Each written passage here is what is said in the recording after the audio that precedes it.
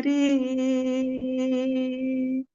ഹരേ രാമ ഹരേ രാമ രാമ രാമ ഹരേ ഹരേ ഗൗരംഗേര ദുതിപദ ജാർദന സംപദ से जाने भक्ति रस सा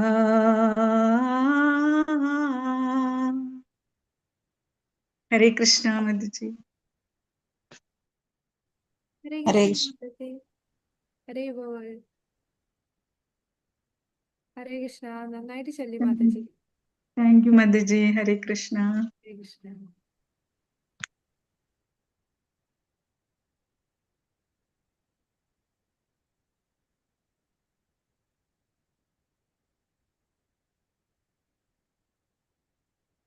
ഹരേ കൃഷ്ണ അപ്പൊ ഇന്ന് നമ്മള് ലാസ്റ്റ് വീക്കാണ് ഈ ഒരു കോഴ്സിന്റെ ഈ ആഴ്ച കൊണ്ട് നമ്മളെ കോഴ്സ് കംപ്ലീറ്റ് ചെയ്യാൻ പോവാണ് ഭക്തിശാസ്ത്രി ഹരേ ബോൾ ഹരേ കൃഷ്ണ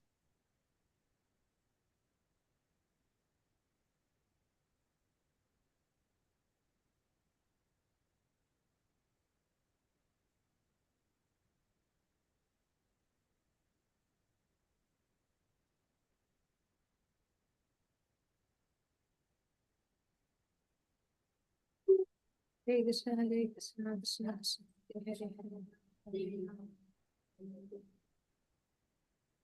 ഓം നമോ ഭഗവതേ വാസുദേവായ ഓം അജ്ഞാനതിമിരാന്ധസ്യ ജ്ഞാനാഞ്ജനാശലാകയാ ചക്ഷുരുന്മീലിതം യേന തസ്മൈ ശ്രീഗുരുവേ നമഃ ശ്രീചൈതന്യമനോഭീഷ്ടം സ്ഥാപിതം യേന ഭൂതലേ സ്വയം രൂപാ ഗതാ മഹ്യം ദദാതി സ്വപദാന്തികം വന്ദേഹം ശ്രീഗുരു ശ്രീയുതപദകമലം ശ്രീഗുരും വൈഷ്ണവാംശ ശ്രീരൂപം സാഗ്രജാതം സഹഗണ രഘുനാഥാനിധം തം സജീവം സാദ്വൈതം സവധൂതം പരിജനസഹിതം കൃഷ്ണ ചൈതന്യദേവം ശ്രീരാധാകൃഷ്ണപാദാൻ സഹഗണ ലളിതാ ശ്രീവിശാഖാന്വിതാംശ ഹേ കൃഷ്ണ കരുണാ സിന്ധു ദീനബന്ധോ ജഗത്പതേ ഗോപേശ ഗോപികാ കാന്ത രാധാകാന്ത നമോസ്തുതേ തപ്തകാഞ്ചന ഗൗരാംഗി ശ്രീരാധേ വൃന്ദാവനേശ്വരി വൃഷഭാനുസുതേ ദേവി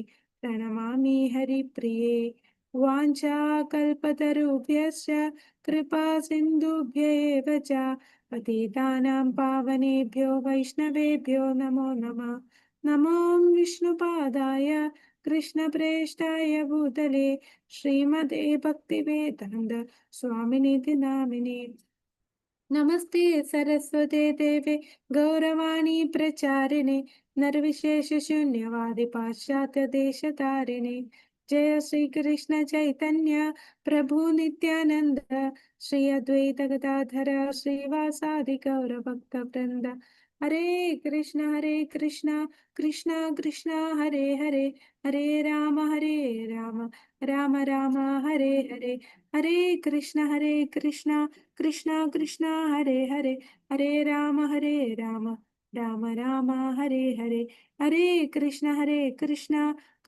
കൃഷ്ണ ഹരേ ഹരേ ഹരേ രാമ രാമ ഹരേ ഹരേ ഹരേ കൃഷ്ണ ഹരേ കൃഷ്ണ ഹരേ കൃഷ്ണ. അപ്പൊ നമ്മൾ ഇന്ന് 14ാമത്തെ മന്ത്രത്തിലേക്ക് കടക്കുകയാണ്. ഇത് ഈ ഒരു സെക്ഷന്റെ ലാസ്റ്റ് ശ്ലോകമാണ്. 15 തൊട്ട് നമ്മൾ അടുത്ത സെക്ഷനിലോട്ട് കയറുകയാണ്. അപ്പൊ 14ാമത്തെ മന്ത്രം. സംഭൂതിം ച വിനാശം ച യസ്തദ്വേദോ ഭയം സഹ വിനാശേന മൃത്യും തീർത്വാ സംഭൂത്യാമൃതമശ്നുതേ.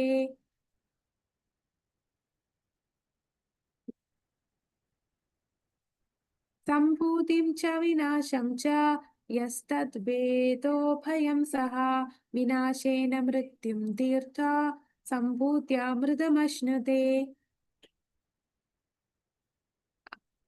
രണ്ടുപേരും ചൊല്ലാമോ? ഹരേ കൃഷ്ണ. ഹരേ കൃഷ്ണ. സംഭൂതിം ച വിനാശം ച यस्तद् वेदोभयं सः विनाशेन मृत्युं तीर्त्वा सम्भूत्या अमृतमश्नुते. हरे कृष्ण ഹരേ हरे कृष्ण सम्बोधिं च विनाशं च यस्तद् वेदोभयं सः विनाशेन मृत्युं तीर्त्वा सम्भूत्या अमृतमश्नुते. हरे कृष्ण. ഹരേ കൃഷ്ണ. അപ്പൊ ഈ മന്ത്രം ഏത് മന്ത്രത്തിന് സാമ്യമാണ്? 11ാമത്തെ മന്ത്രം. 9, 10, 11 വിദ്യയെ കുറിച്ച് പറഞ്ഞില്ലേ? അതിൽ 11ാമത്തെ മന്ത്രത്തിന് സാമ്യമാണ് ഈ 14ാമത്തെ മന്ത്രം. അപ്പൊ 11ാമത്തെ മന്ത്രത്തിൽ എന്താ പറഞ്ഞത്? വിദ്യയും അറിയണം, അവിദ്യയും അറിയണം. ഇത് രണ്ടും അറിഞ്ഞാൽ ജനന മരണ ചക്രത്തിൽ നിന്ന് നമുക്ക് മുക്തിയിലേക്ക് കടക്കാൻ സാധിക്കും. അതേപോലെ ഈ മന്ത്രത്തിൽ പറയുന്നത് സംഭൂതിയും അറിയണം, അസംഭൂതിയും അറിയണം. ഇത് രണ്ടും അറിഞ്ഞാൽ അവന് ഭഗവത് സാമ്രാജ്യത്തിൽ എത്താൻ സാധിക്കും. അപ്പൊ ഇവിടെ പറയുന്നത് പരമദിവ്യോത്തമ പുരുഷനായ ശ്രീകൃഷ്ണൻ അവിടുത്തെ അതീന്ദ്രിയ നാമം, രൂപം, ഗുണം, ലീലകൾ എന്നിവയെയും, അപ്പൊ ഈ പറഞ്ഞ ഭഗവാനും ഭഗവാന്റെ നാമ രൂപ ഗുണ ലീലകൾ സംഭൂതിയാണോ അസംഭൂതിയാണോ? സംഭൂതി. സംഭൂതി. അതായത് സംഭൂതി എന്ന് പറയുന്ന ആരെയാണ്?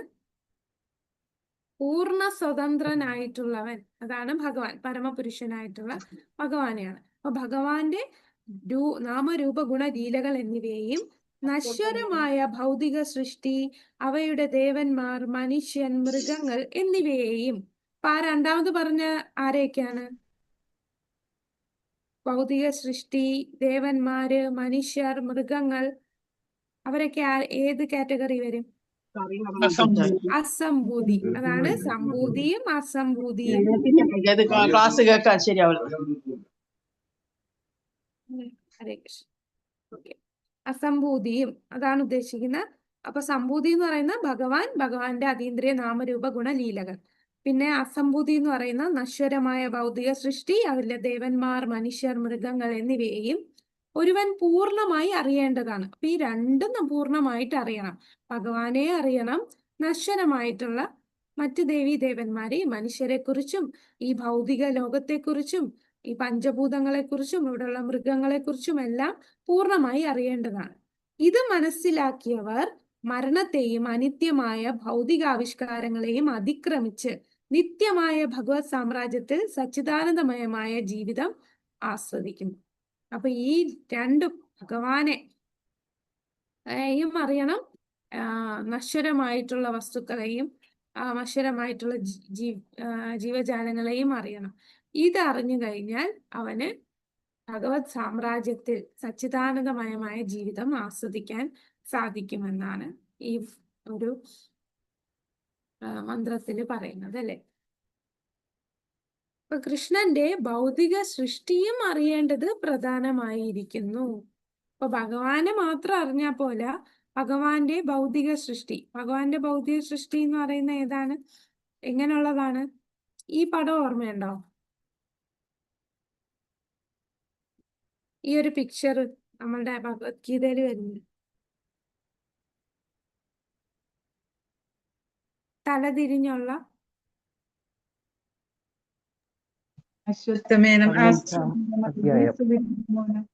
ആ കറക്റ്റാ. 15 പുരുഷോത്തമ യോഗത്തില് പറയില്ലേ, ഊർധമൂലം അധഃശാഖം.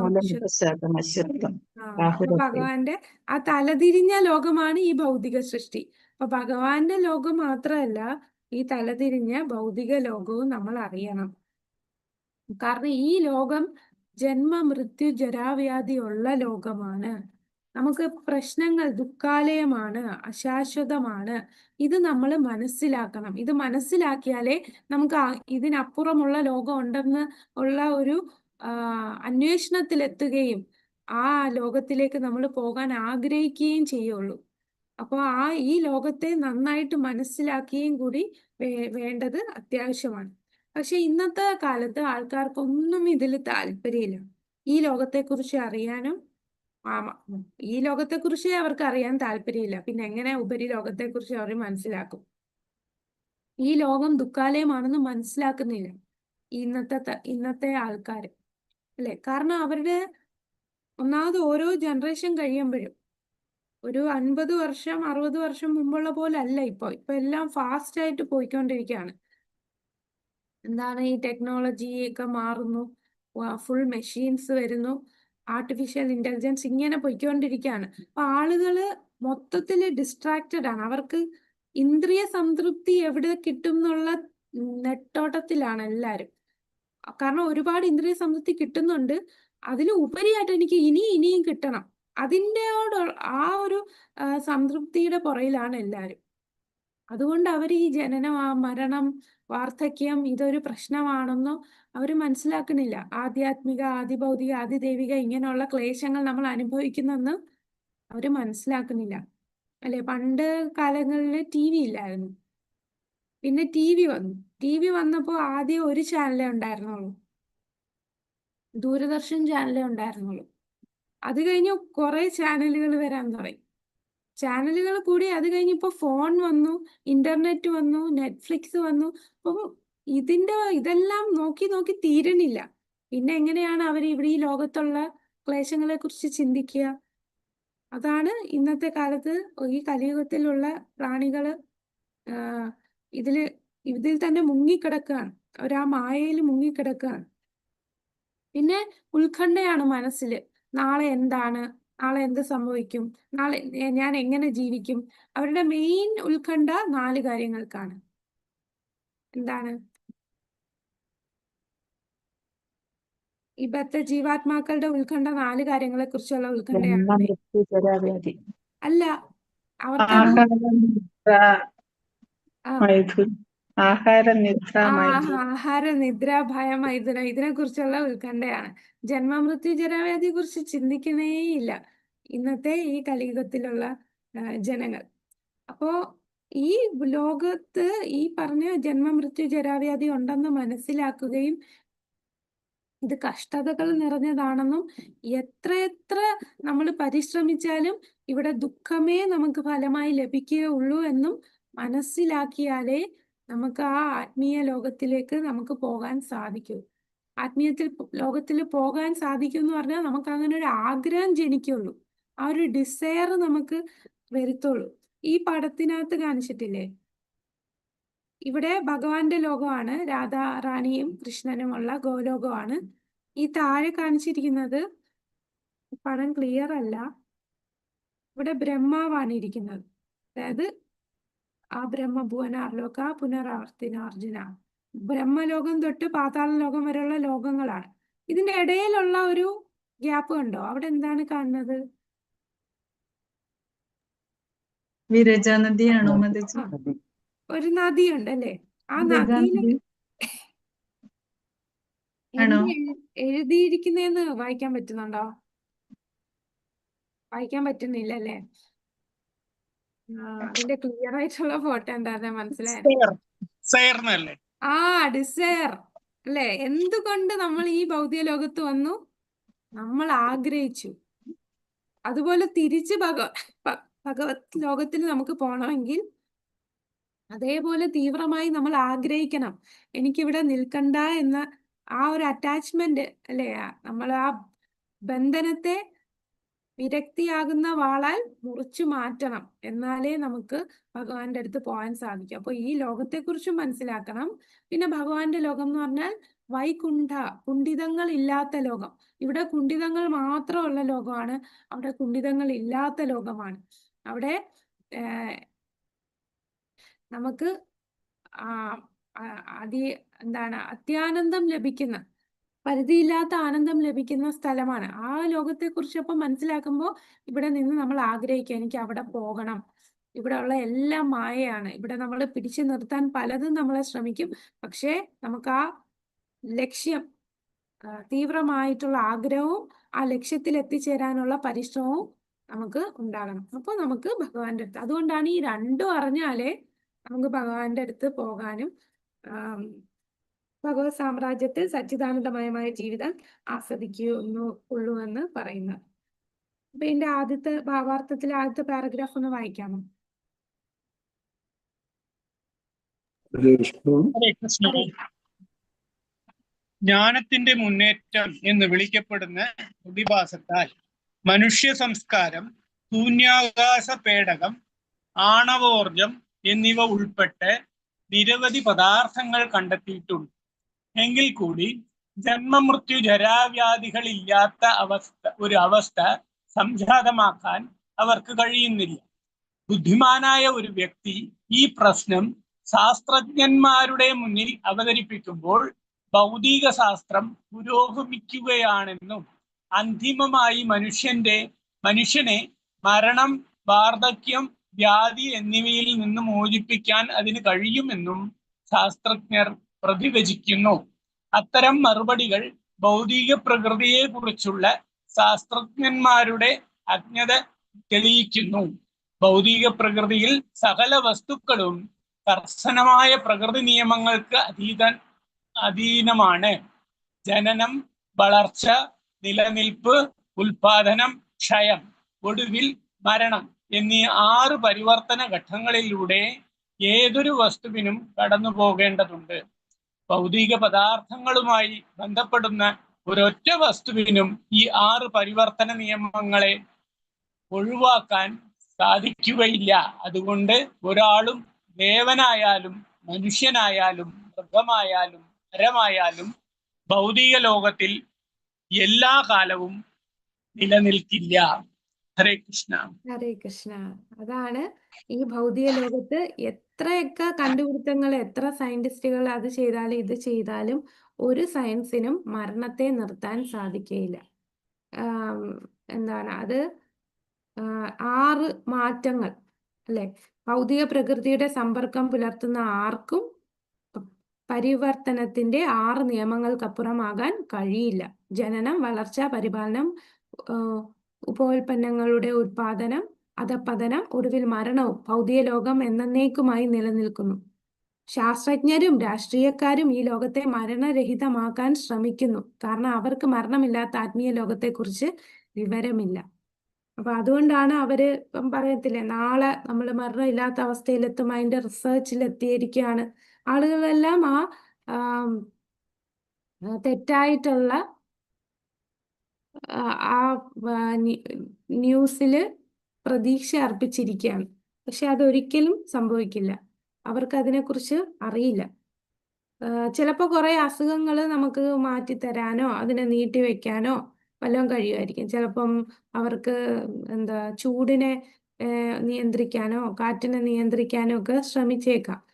WHO, UN അല്ലെ, അങ്ങനെ പലതും ഒക്കെ ശ്രമിച്ചേക്കാം. പക്ഷെ ഒരിക്കലും ഈ തെറ്റായിട്ടുള്ള വാഗ്ദാനത്തിൽ ആരും വീഴരുത്. കാരണം ഒരിക്കലും അവർക്ക് മരണത്തെ നിർത്താൻ സാധിക്കുകയില്ല. അവര് ചിന്തിക്കും ഒരിക്കൽ ഇത് ചെയ്യാൻ സാധിക്കും. ഇപ്പൊ ഒരു ശാസ്ത്രജ്ഞന്മാർക്കും ഒരു രാഷ്ട്രീയക്കാർക്കും ഈ ലോകത്തെ മരണരഹിതമാക്കാൻ സാധിക്കുകയില്ല. അടുത്ത പാരഗ്രാഫ് വർഗത്തിനനുസരിച്ച്.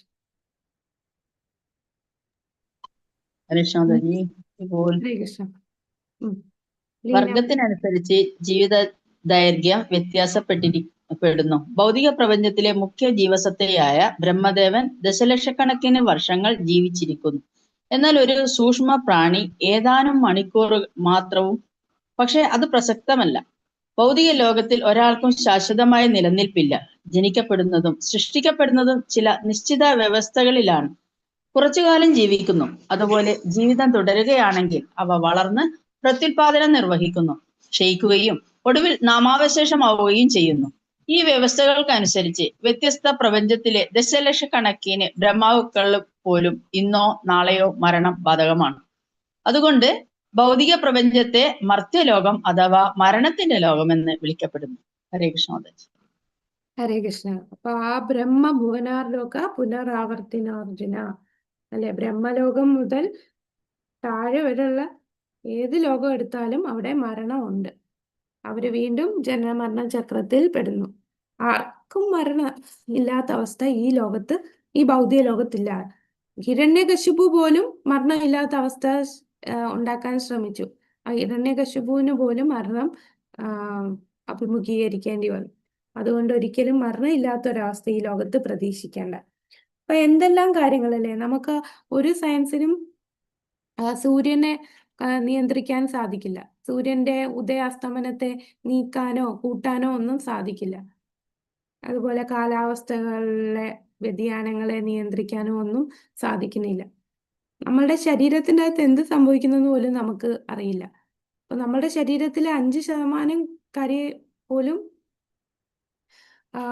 5% താഴെ നമുക്ക് സ്വന്തം ശരീരത്തെ പോലും നിയന്ത്രിക്കാൻ പറ്റും. പല കാര്യങ്ങളും നമ്മളെ നിയന്ത്രണം ഇല്ലാതെ നമ്മളെ ശരീരത്തിൽ പ്രവർത്തനങ്ങൾ നടന്നുകൊണ്ടിരിക്കുകയാണ്. അപ്പൊ ഇങ്ങനെയുള്ള പല കാര്യങ്ങൾ നോക്കിയാൽ നമുക്കറിയാം ഇതൊക്കെ നമുക്ക് അപ്പുറമാണ്. നമ്മളുടെ നിയന്ത്രണങ്ങൾക്കൊക്കെ അപ്പുറമായിട്ട് പലതും ഇവിടെ ചലിച്ചുകൊണ്ടിരിക്കുന്നു. അത് മനസ്സിലാക്കാതെ പാഴ് വാഗ്ദാനങ്ങൾ നൽകി ശാസ്ത്രജ്ഞന്മാരൊക്കെ കബളിപ്പിക്കുകയാണ് ചെയ്യുന്നത്. അവരവരുടെ ബുദ്ധിശക്തിയിൽ അഹങ്കരിച്ച് ഞങ്ങൾക്ക് എന്തൊക്കെയോ നേടാൻ, ഞാനാണ് കൺട്രോളർ, ഞാനാണ് നിയന്താവ് എന്നുള്ള അഹംഭാവത്തിലെത്തിയിട്ട് അവരോരോന്ന് ചിന്തിക്കുകയാണ്. അപ്പൊ ഈ ലോകത്തെ ഇവിടെ പറയുന്നു അല്ലേ, മർത്യലോകം അഥവാ മരണത്തിന്റെ ലോകം എന്നാണ് ഈ ഭൗതിക പ്രപഞ്ചത്തെ വിളിക്കുന്നത്. ശാസ്ത്രജ്ഞന്മാരും രാഷ്ട്രീയക്കാരും ഈ സ്ഥലം മരണമുക്തമാക്കാൻ ശ്രമിക്കുന്നു. കാരണം മരണരഹിതമായ ആത്മീയ പ്രകൃതിയെപ്പറ്റി അവർക്ക് വിവരമില്ല. വിവേകപൂർണമായ അതീന്ദ്രിയ അനുഭവങ്ങളെ കൊണ്ട് പരിപൂർണമാക്കപ്പെട്ട വൈദിക സാഹിത്യത്തെ പറ്റി അറിവില്ലാത്തത് കൊണ്ടാണിത്. നിർഭാഗ്യവശാൽ ആധുനിക മനുഷ്യൻ വേദങ്ങളിൽ നിന്നും ഇതിഹാസങ്ങളിൽ നിന്നും ശാസ്ത്രങ്ങളിൽ നിന്നും ജ്ഞാനം കൈവരിക്കുന്നതിൽ വിമുഖനാണ്. ഇനി വിഷ്ണു പുരാണത്തിൽ പറയുന്നതാണ്. വിഷ്ണു പുരാണത്തിൽ പറയുന്നു. ഹരേ കൃഷ്ണ. ഹരേ കൃഷ്ണ. വായിച്ചോ മാതാജി, വായിച്ചു. വിഷ്ണു പുരാണം 6:7-61 ഇപ്രകാരം പ്രസ്താവിക്കുന്നു. വിഷ്ണു ശക്തി പരാ പ്രോക്ത ക്ഷേത്രജ്ഞാത്യാ തഥാ പരാ അവിദ്യാ കർമ്മ സംജ്ഞാന്യ തൃതീയാ ശക്തിരിഷ്യതേ. വിഷ്ണു പുരാണത്തിൽ നിന്ന് പര അഥവാ ഉത്കൃഷ്ട പ്രകൃതി എന്നും അപര അഥവാ അധമ പ്രകൃതി അല്ലെങ്കിൽ അവിദ്യ എന്നും അറിയപ്പെടുന്ന ഭിന്നമായ ശക്തികൾ ഭഗവാനുണ്ടെന്ന് നമുക്കറിയാൻ കഴിയുന്നു. ജീവസത്തകൾ ഉത്കൃഷ്ട ശക്തിയാണ്. നാം ഇപ്പോൾ കുരുങ്ങിക്കഴിയുന്ന ഭൗതിക പ്രകൃതി അധമ ശക്തിയാണ്. ഈ ശക്തിയാലാണ് ഭൗതിക സൃഷ്ടി സാധ്യമാകുന്നത്. ഇത് ജീവസത്തയെ അജ്ഞതയാൽ ആവരണം ചെയ്ത് കാമ്യകർമ്മങ്ങൾ ചെയ്യാൻ പ്രേരിപ്പിക്കുന്നു. എന്നാൽ പരാപ്രകൃതി എന്നറിയപ്പെടുന്ന മറ്റൊരു വൈഭവവും ഉണ്ട്. ഇത് ഭൗതികമായ താണതരം വീര്യത്തിൽ നിന്നും ജീവസത്തകളിൽ നിന്നും വ്യത്യസ്തമാണ്. ആ ഉയർന്ന ശക്തിയാണ് ശാശ്വതവും മരണരഹിതവുമായ ഭഗവത് ധാമം. ഇത് ഭഗവത്ഗീതയിൽ 8:20 ഇപ്രകാരം സ്ഥിരീകരിച്ചിരിക്കുന്നു. പരസ്തമസ്തദു ഭവോന്യോ വ്യക്തോ അവ്യക്ത സനാതന യസാ സർവേഷു ഭൂതേഷു നശ്യസ്തു ന വിനശ്യതി. ഊർധ്വലോകങ്ങൾ, മധ്യലോകങ്ങൾ, അധോലോകങ്ങൾ തുടങ്ങി സൂര്യൻ, ചന്ദ്രൻ, ശുക്രൻ എന്നിവയെ ഉൾപ്പെടുന്ന എല്ലാ ഗ്രഹങ്ങളും എല്ലാ ഗ്രഹങ്ങളും പ്രപഞ്ചത്തിലുടനീളം വ്യാപിച്ചു കിടക്കുന്നു. ബ്രഹ്മാവിന്റെ ജീവിതകാലത്തിൽ മാത്രമാണ് ഈ ഗ്രഹങ്ങൾ നിലനിൽക്കുന്നത്. ചില താണതരം ഗ്രഹങ്ങൾ ബ്രഹ്മാവിന്റെ ഒരു ദിനത്തിന്റെ അന്ത്യത്തിൽ വിനാശമടയുകയും ബ്രഹ്മാവിന്റെ അടുത്ത ദിനത്തിൽ വീണ്ടും സൃഷ്ടിക്കപ്പെടുകയും ചെയ്യുന്നു. പല ഉന്നത ഗ്രഹങ്ങളിലും നമ്മുടെ ഒരു വർഷം എന്നത് 24 മണിക്കൂർ അഥവാ ഒരു ദിനരാത്രത്തിന് തുല്യമാണ്. ഉന്നത ഗ്രഹങ്ങളിലെ സമയവ്യവസ്ഥയനുസരിച്ച് ഭൂമിയിലെ ചതുർയുഗങ്ങൾ സത്യ, ത്രേത, ദ്വാപര, കലി 12,000 വർഷമാണ്. അങ്ങനെയുള്ള കാലയളവിനെ 1000 കൊണ്ട് ഗുണിക്കുമ്പോൾ ബ്രഹ്മാവിന്റെ ഒരു പകലായി. അതുപോലെ തന്നെയാണ് ബ്രഹ്മാവിന്റെ രാത്രിയും. അത്തരം ദിനരാത്രങ്ങൾ മാസങ്ങളും വർഷങ്ങളുമായി സഞ്ചരിക്കപ്പെടുകയും ബ്രഹ്മാവ് അത്തരം 100 വർഷം ജീവിക്കുകയും ചെയ്യുന്നു. ബ്രഹ്മാവിന്റെ ജീവിതാന്ത്യത്തിൽ പ്രപഞ്ചാവിഷ്കാരം മുഴുവനും വിനാശമടയുന്നു. ഹരേ കൃഷ്ണ. ഹരേ കൃഷ്ണ മാതാജി. അപ്പൊ ഇവിടെ ബ്രഹ്മാവിന്റെ ആയുസിനെ കുറിച്ച് പറയുന്നു അല്ലെ. ബ്രഹ്മാവിന്റെ ആയുസ് എന്ന് പറയുമ്പോൾ ഒരു ദിവ്യയുഗം, അതായത് 4 യുഗങ്ങൾ, സത്യയുഗ, ത്രേതായുഗ, ദ്വാപരയുഗ, കലിയുഗ, ഈ 4 യുഗങ്ങള് വരുന്നതാണ് ദിവ്യയുഗം. അപ്പൊ അത് 1000 ബ്രഹ്മാവിന്റെ ഒരു ദിവസം എന്ന് പറഞ്ഞാൽ എങ്ങനെയാണ്?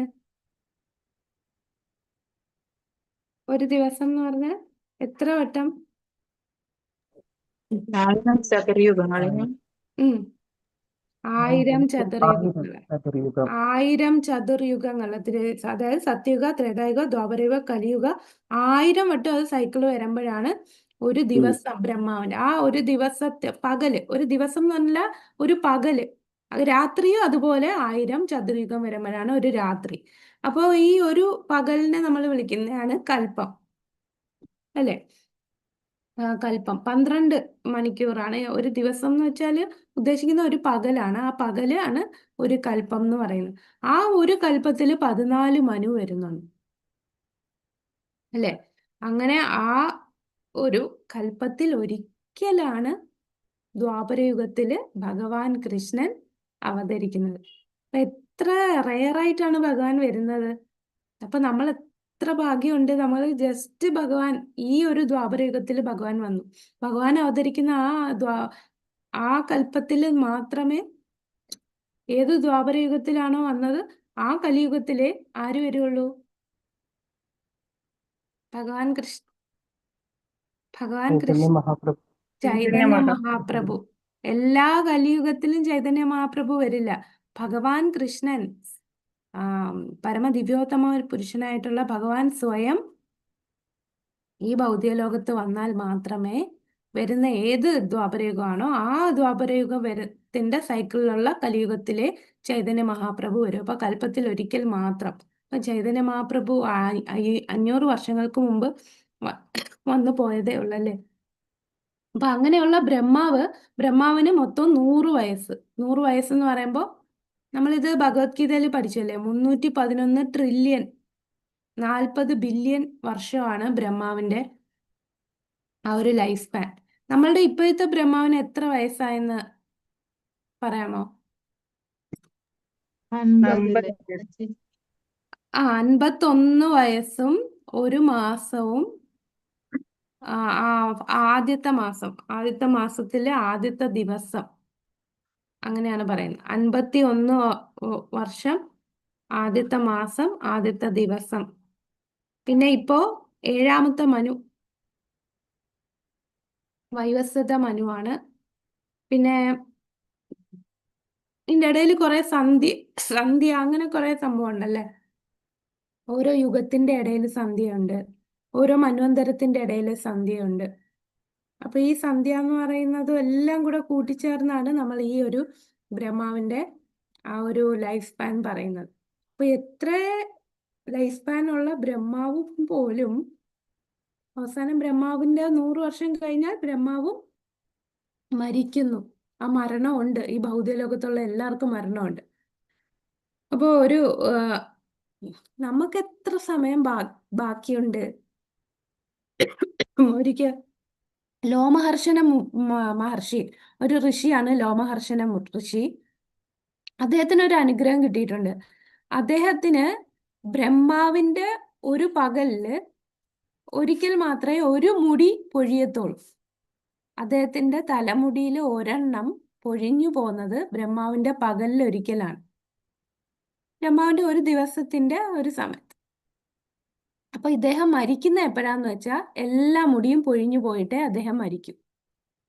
അപ്പൊ എല്ലാ മുടിയും പൊഴിഞ്ഞു പോകാൻ എത്ര ബ്രഹ്മാവിന്റെ പകലുകൾ കഴിയണം. അതായത് ഓരോ കൽപ്പത്തിൽ ഒരിക്കലാണ് അദ്ദേഹത്തിന്റെ ഒരു മുടി പൊഴിയുന്നത്. അങ്ങനെ എല്ലാ മുടിയും പൊഴിഞ്ഞാലേ ഇദ്ദേഹത്തിന് മരണമുള്ളൂ. അപ്പൊ അത്രയ്ക്ക് ലോങ് ലൈഫാണ് ഇദ്ദേഹത്തിനുള്ളത്.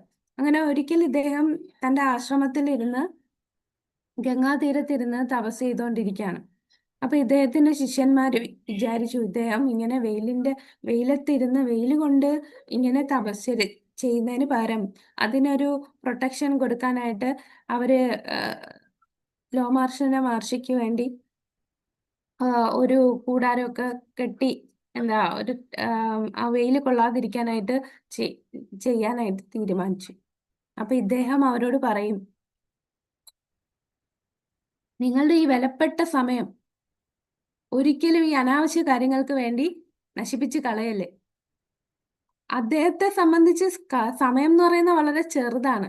നോക്കണം അദ്ദേഹത്തിന്റെ ആയുസ് എത്രയാണെന്ന്. ഒരു മുടി പൊഴിഞ്ഞു പോകണമെങ്കിൽ ഒരു കൽപ്പം. അങ്ങനെ എല്ലാ മുടിയും പൊഴിഞ്ഞു പോയാലേ അദ്ദേഹം മരിക്കുള്ളൂ. എന്നിട്ടും അദ്ദേഹം പറയാണ്, ഈ വെയിൽ കൊള്ളാതിരിക്കാൻ വേണ്ടി ആരും ഒന്നും ശ്രമിക്കണ്ട, വെറുതെ സമയം കളയരുത്. ആ ചെറിയ സമയം പോലും അദ്ദേഹം ആത്മീയ കാര്യങ്ങൾക്ക് വേണ്ടി ഉപയോഗിക്കുകയാണ്. അപ്പൊ നമ്മളൊക്കെ എന്തുമാത്രം സമയം, ഈ വളരെ ചെറിയ ആയുസ്സുള്ള നമ്മള് എത്ര സമയം ചെലവാക്കുന്നു അല്ലെ? എത്രയോ സമയം നമ്മൾ വെറുതെ കളയും.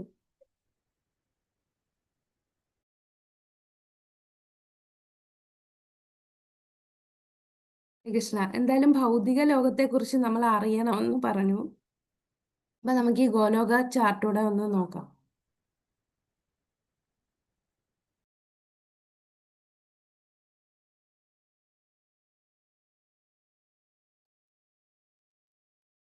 ഹരേ കൃഷ്ണ. അപ്പൊ ഇതിനകത്ത് മോളീന്ന് വരാം. ഇതേത് ലോകമാണ്?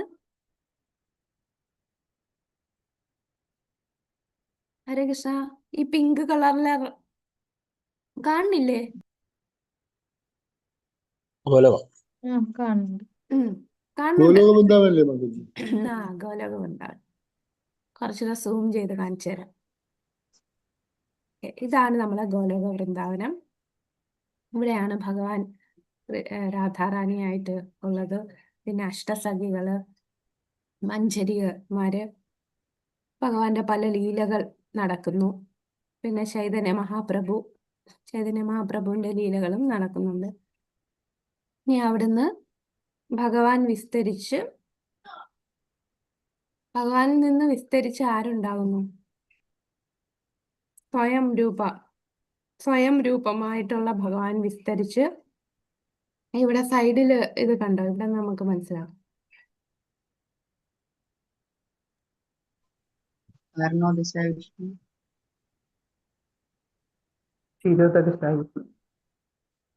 ആദ്യം ഭഗവാൻ കാരണോദകശായ വിഷ്ണു, ക്ഷീരോദകശായ വിഷ്ണു വരുന്നതിന് മുമ്പ് ആദ്യം ഭഗവാൻ സ്വയം പ്രകാശ, 2 എക്സ്പാൻഷൻ ഉണ്ട്.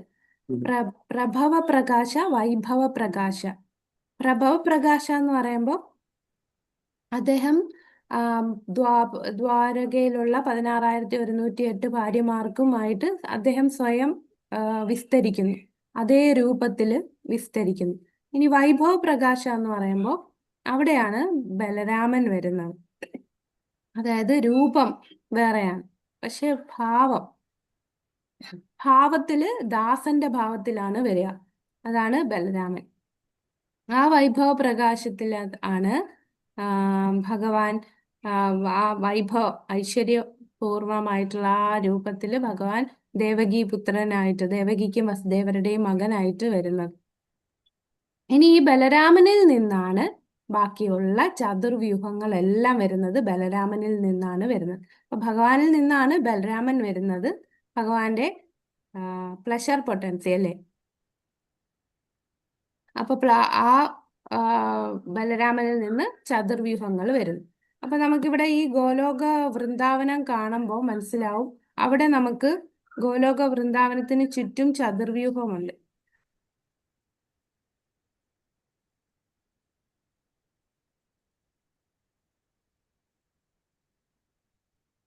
കണ്ടോ? ഇതിന്റെ 4 ദിക്കില് ഇതാരൊക്കെയാണ്? ഈ 4 പേര് ഓരോ ദിക്കിലും ഉള്ളത്.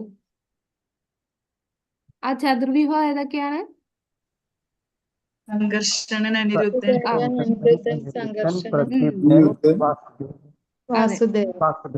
വാസുദേവൻ. അപ്പൊ ഇവിടെ മുകളിൽ കാണുന്ന അനിരുദ്ധ, ഈ സൈഡില് പ്രദ്യുമ്ന, താഴെ സംഘർഷൻ, ഈ സൈഡില് വാസുദേവൻ. അപ്പം അനിരുദ്ധ, വാസുദേവ, സംഘർഷൻ, പ്രദ്യുമ്ന. ഇനി ഈ സംഘർഷനിൽ നിന്നാണ് ആദ്യത്തെ ചതുർവ്യൂഹമായിട്ടുള്ള സംഘർഷനിൽ നിന്നാണ് പിന്നീട് ഈ നാരായണൻ എല്ലാം വരുന്നത്. പിന്നെ ഗോലോകത്തിന്റെ ബൗണ്ടറിയില് മധുരയുണ്ട്, ജഗന്നാഥപുരിയുണ്ട്, ദ്വാരകയുണ്ട്. പിന്നെ അതിന്റെ താഴെയായിട്ട് അയോധ്യാധാമുണ്ട്. അയോധ്യയില് ശ്രീരാമനും സീതയും, സീതാദേവിയും ഹനുമാനും മറ്റു ഭക്തരും എല്ലാരും ഉള്ളതാണ് അയോധ്യ. അപ്പൊ അതിന്റെ താഴെയാണ് നമുക്ക് വൈകുണ്ഠ ലോകം. അവിടെ ഈ വൈകുണ്ഠത്തിൽ ആരാണ്? ലക്ഷ്മി നാരായണനാണ് വൈകുണ്ഠത്തിലുള്ളത്. പിന്നെ അനേകം വൈകുണ്ഠങ്ങളുണ്ടല്ലേ. ഓരോ വൈകുണ്ഠ ലോകത്തിലും ഭഗവാന്റെ പല പല അവതാരങ്ങളായിട്ട് നിൽക്കുന്നു. അവിടെ ഓരോ ഭക്തന്മാര് അവരുടെ ഇഷ്ടരൂപമായിട്ടുള്ള അവതാരത്തെ ആരാധിക്കുകയാണ് ചെയ്യുന്നത്. അങ്ങനെ നമുക്ക് ഇവിടെ കാണാം അനേകം അവതാരങ്ങൾ എന്ന് പറയുമ്പോൾ മത്സ്യം, കൂർമ്മം, വരാഹം ഇവയെല്ലാം നമുക്ക് ഇവിടെ കാണാം. ബുദ്ധ അവതാരമൊക്കെ കാണിക്കുന്നുണ്ട്. ദാമോദർ, ഇത് മധുസൂദന, സംഘർഷന, വിഷ്ണുമൂർത്തി, പ്രദ്യുമ്ന, പിന്നെ പല വൈകുണ്ഠ ലോകങ്ങളാണ്. കൂർമ്മ, ഇവിടെ കൂർമ്മ അവതാരം കാണാം. മത്സ്യ, അങ്ങനെ ഭഗവാന്റെ ആ നാല് കൈകളിൽ ശംഖ, ചക്ര, ഗദാപത്മം ഉണ്ടല്ലോ. അത് ഓർഡർ മാറിയിട്ട് നാല് കൈയിലും അങ്ങോട്ടും ഇങ്ങോട്ടും മാറ്റം വരുന്നതനുസരിച്ച് ഓരോരോ അവതാരങ്ങളാണ്. അവരുടെ പേര് മാറുകയാണ്. ഇതാണ് വൈകുണ്ഠ ലോകം. ഈ വൈകുണ്ഠ ലോകത്തിലെ ഏത് ഭാവം, ഏത് രസം മാത്രമേ നമുക്ക് ഭഗവാനെ സേവിക്കാൻ പറ്റൂ? ഏതൊക്കെ ഐശ്വര്യഭാവത്തിലല്ലേ മാതാജി? ശാന്തരസവും പിന്നെ ദാസ്യം. ദാസ്യരസം. ആ 5 രസങ്ങളില് ദാസ്യവും ശാന്തവും മാത്രമേ നമുക്ക് വൈകുണ്ഠത്തിൽ സേവ ചെയ്യാൻ പറ്റൂ. പക്ഷേ ഗോലോക വൃന്ദാവനത്തിലാകുമ്പോ നമുക്ക് 5 രസത്തിൽ ഏത് രസത്തിലും ഭഗവാനെ സേവിക്കാൻ സാധിക്കും. ഇനി ഈ വൈകുണ്ഠ ലോകത്തിലും നാല് സൈഡിൽ കാണാം അല്ലെ. അവിടെ ആരൊക്കെയാണ്? അവിടെയും നമുക്ക് പ്രദ്യുമ്ന, അനിരുദ്ധ, രണ്ടാമത്തെ ചതുർവ്യൂഹമാണ് അവിടെ കാണുന്നത്. രണ്ടാമത്തെ ചതുർവ്യൂഹം എന്ന് പറയുമ്പോൾ പ്രദ്യുമ്ന, അനിരുദ്ധ, വാസുദേവ, സംഘർഷന. അപ്പൊ ഇവിടെ സംഘർഷണൻ വരും. ഇവിടെ വേറെ പേരിലാണ് പറയുന്ന പുണ്ടരീക, കുമുദ, ശംഖകർമ്മ എന്ന് പറയുന്നുണ്ട്. ശരിക്കും ഇവിടെ ഈ രണ്ടാമത്തെ ചതുർവ്യൂഹമാണ് അവിടുന്ന് നമ്മൾ കാണുന്നത്. ഇവിടെ സൈഡില് ഒരു ഭാഗത്ത് ഭഗവാന്റെ എക്സ്പാൻഷൻ പറഞ്ഞിട്ടുണ്ടല്ലോ. ദേ ഇവിടെ ഇത് നോക്കുമ്പോൾ നമുക്ക് മനസ്സിലാവും രണ്ടാമത്തെ ചതുർവ്യൂഹം.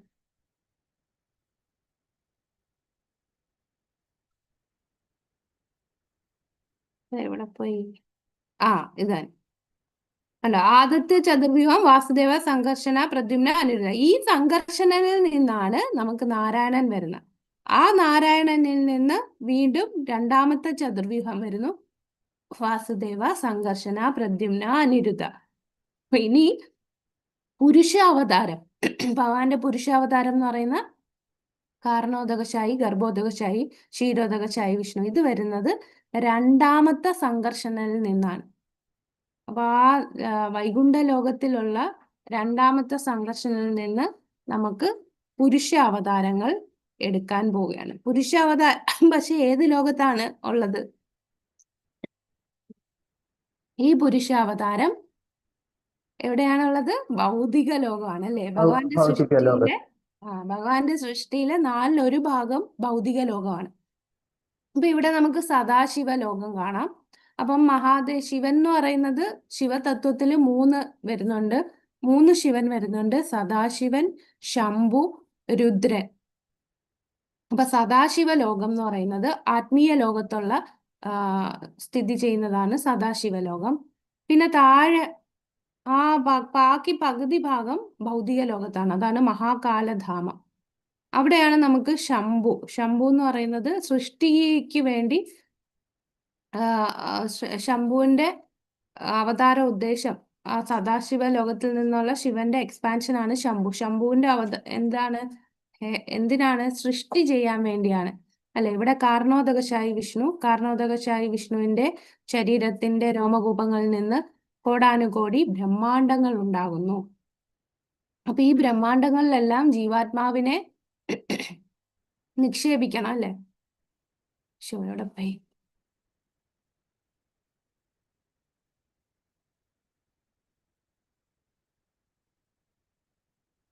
ഷെയറിങ് പോയല്ലേ.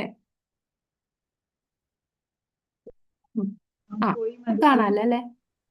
കാണാം. കാണാം. ഓക്കെ. അപ്പൊ ഈ ജീവാത്മാക്കളെ നിക്ഷേപിക്കുമ്പോൾ ഭഗവാൻ അത് എങ്ങനെയാണ് ജീവാത്മാക്കളെ നിക്ഷേപിക്കുന്നത്? ഭഗവാന്റെ ദൃഷ്ടിയിലൂടെയാണ്.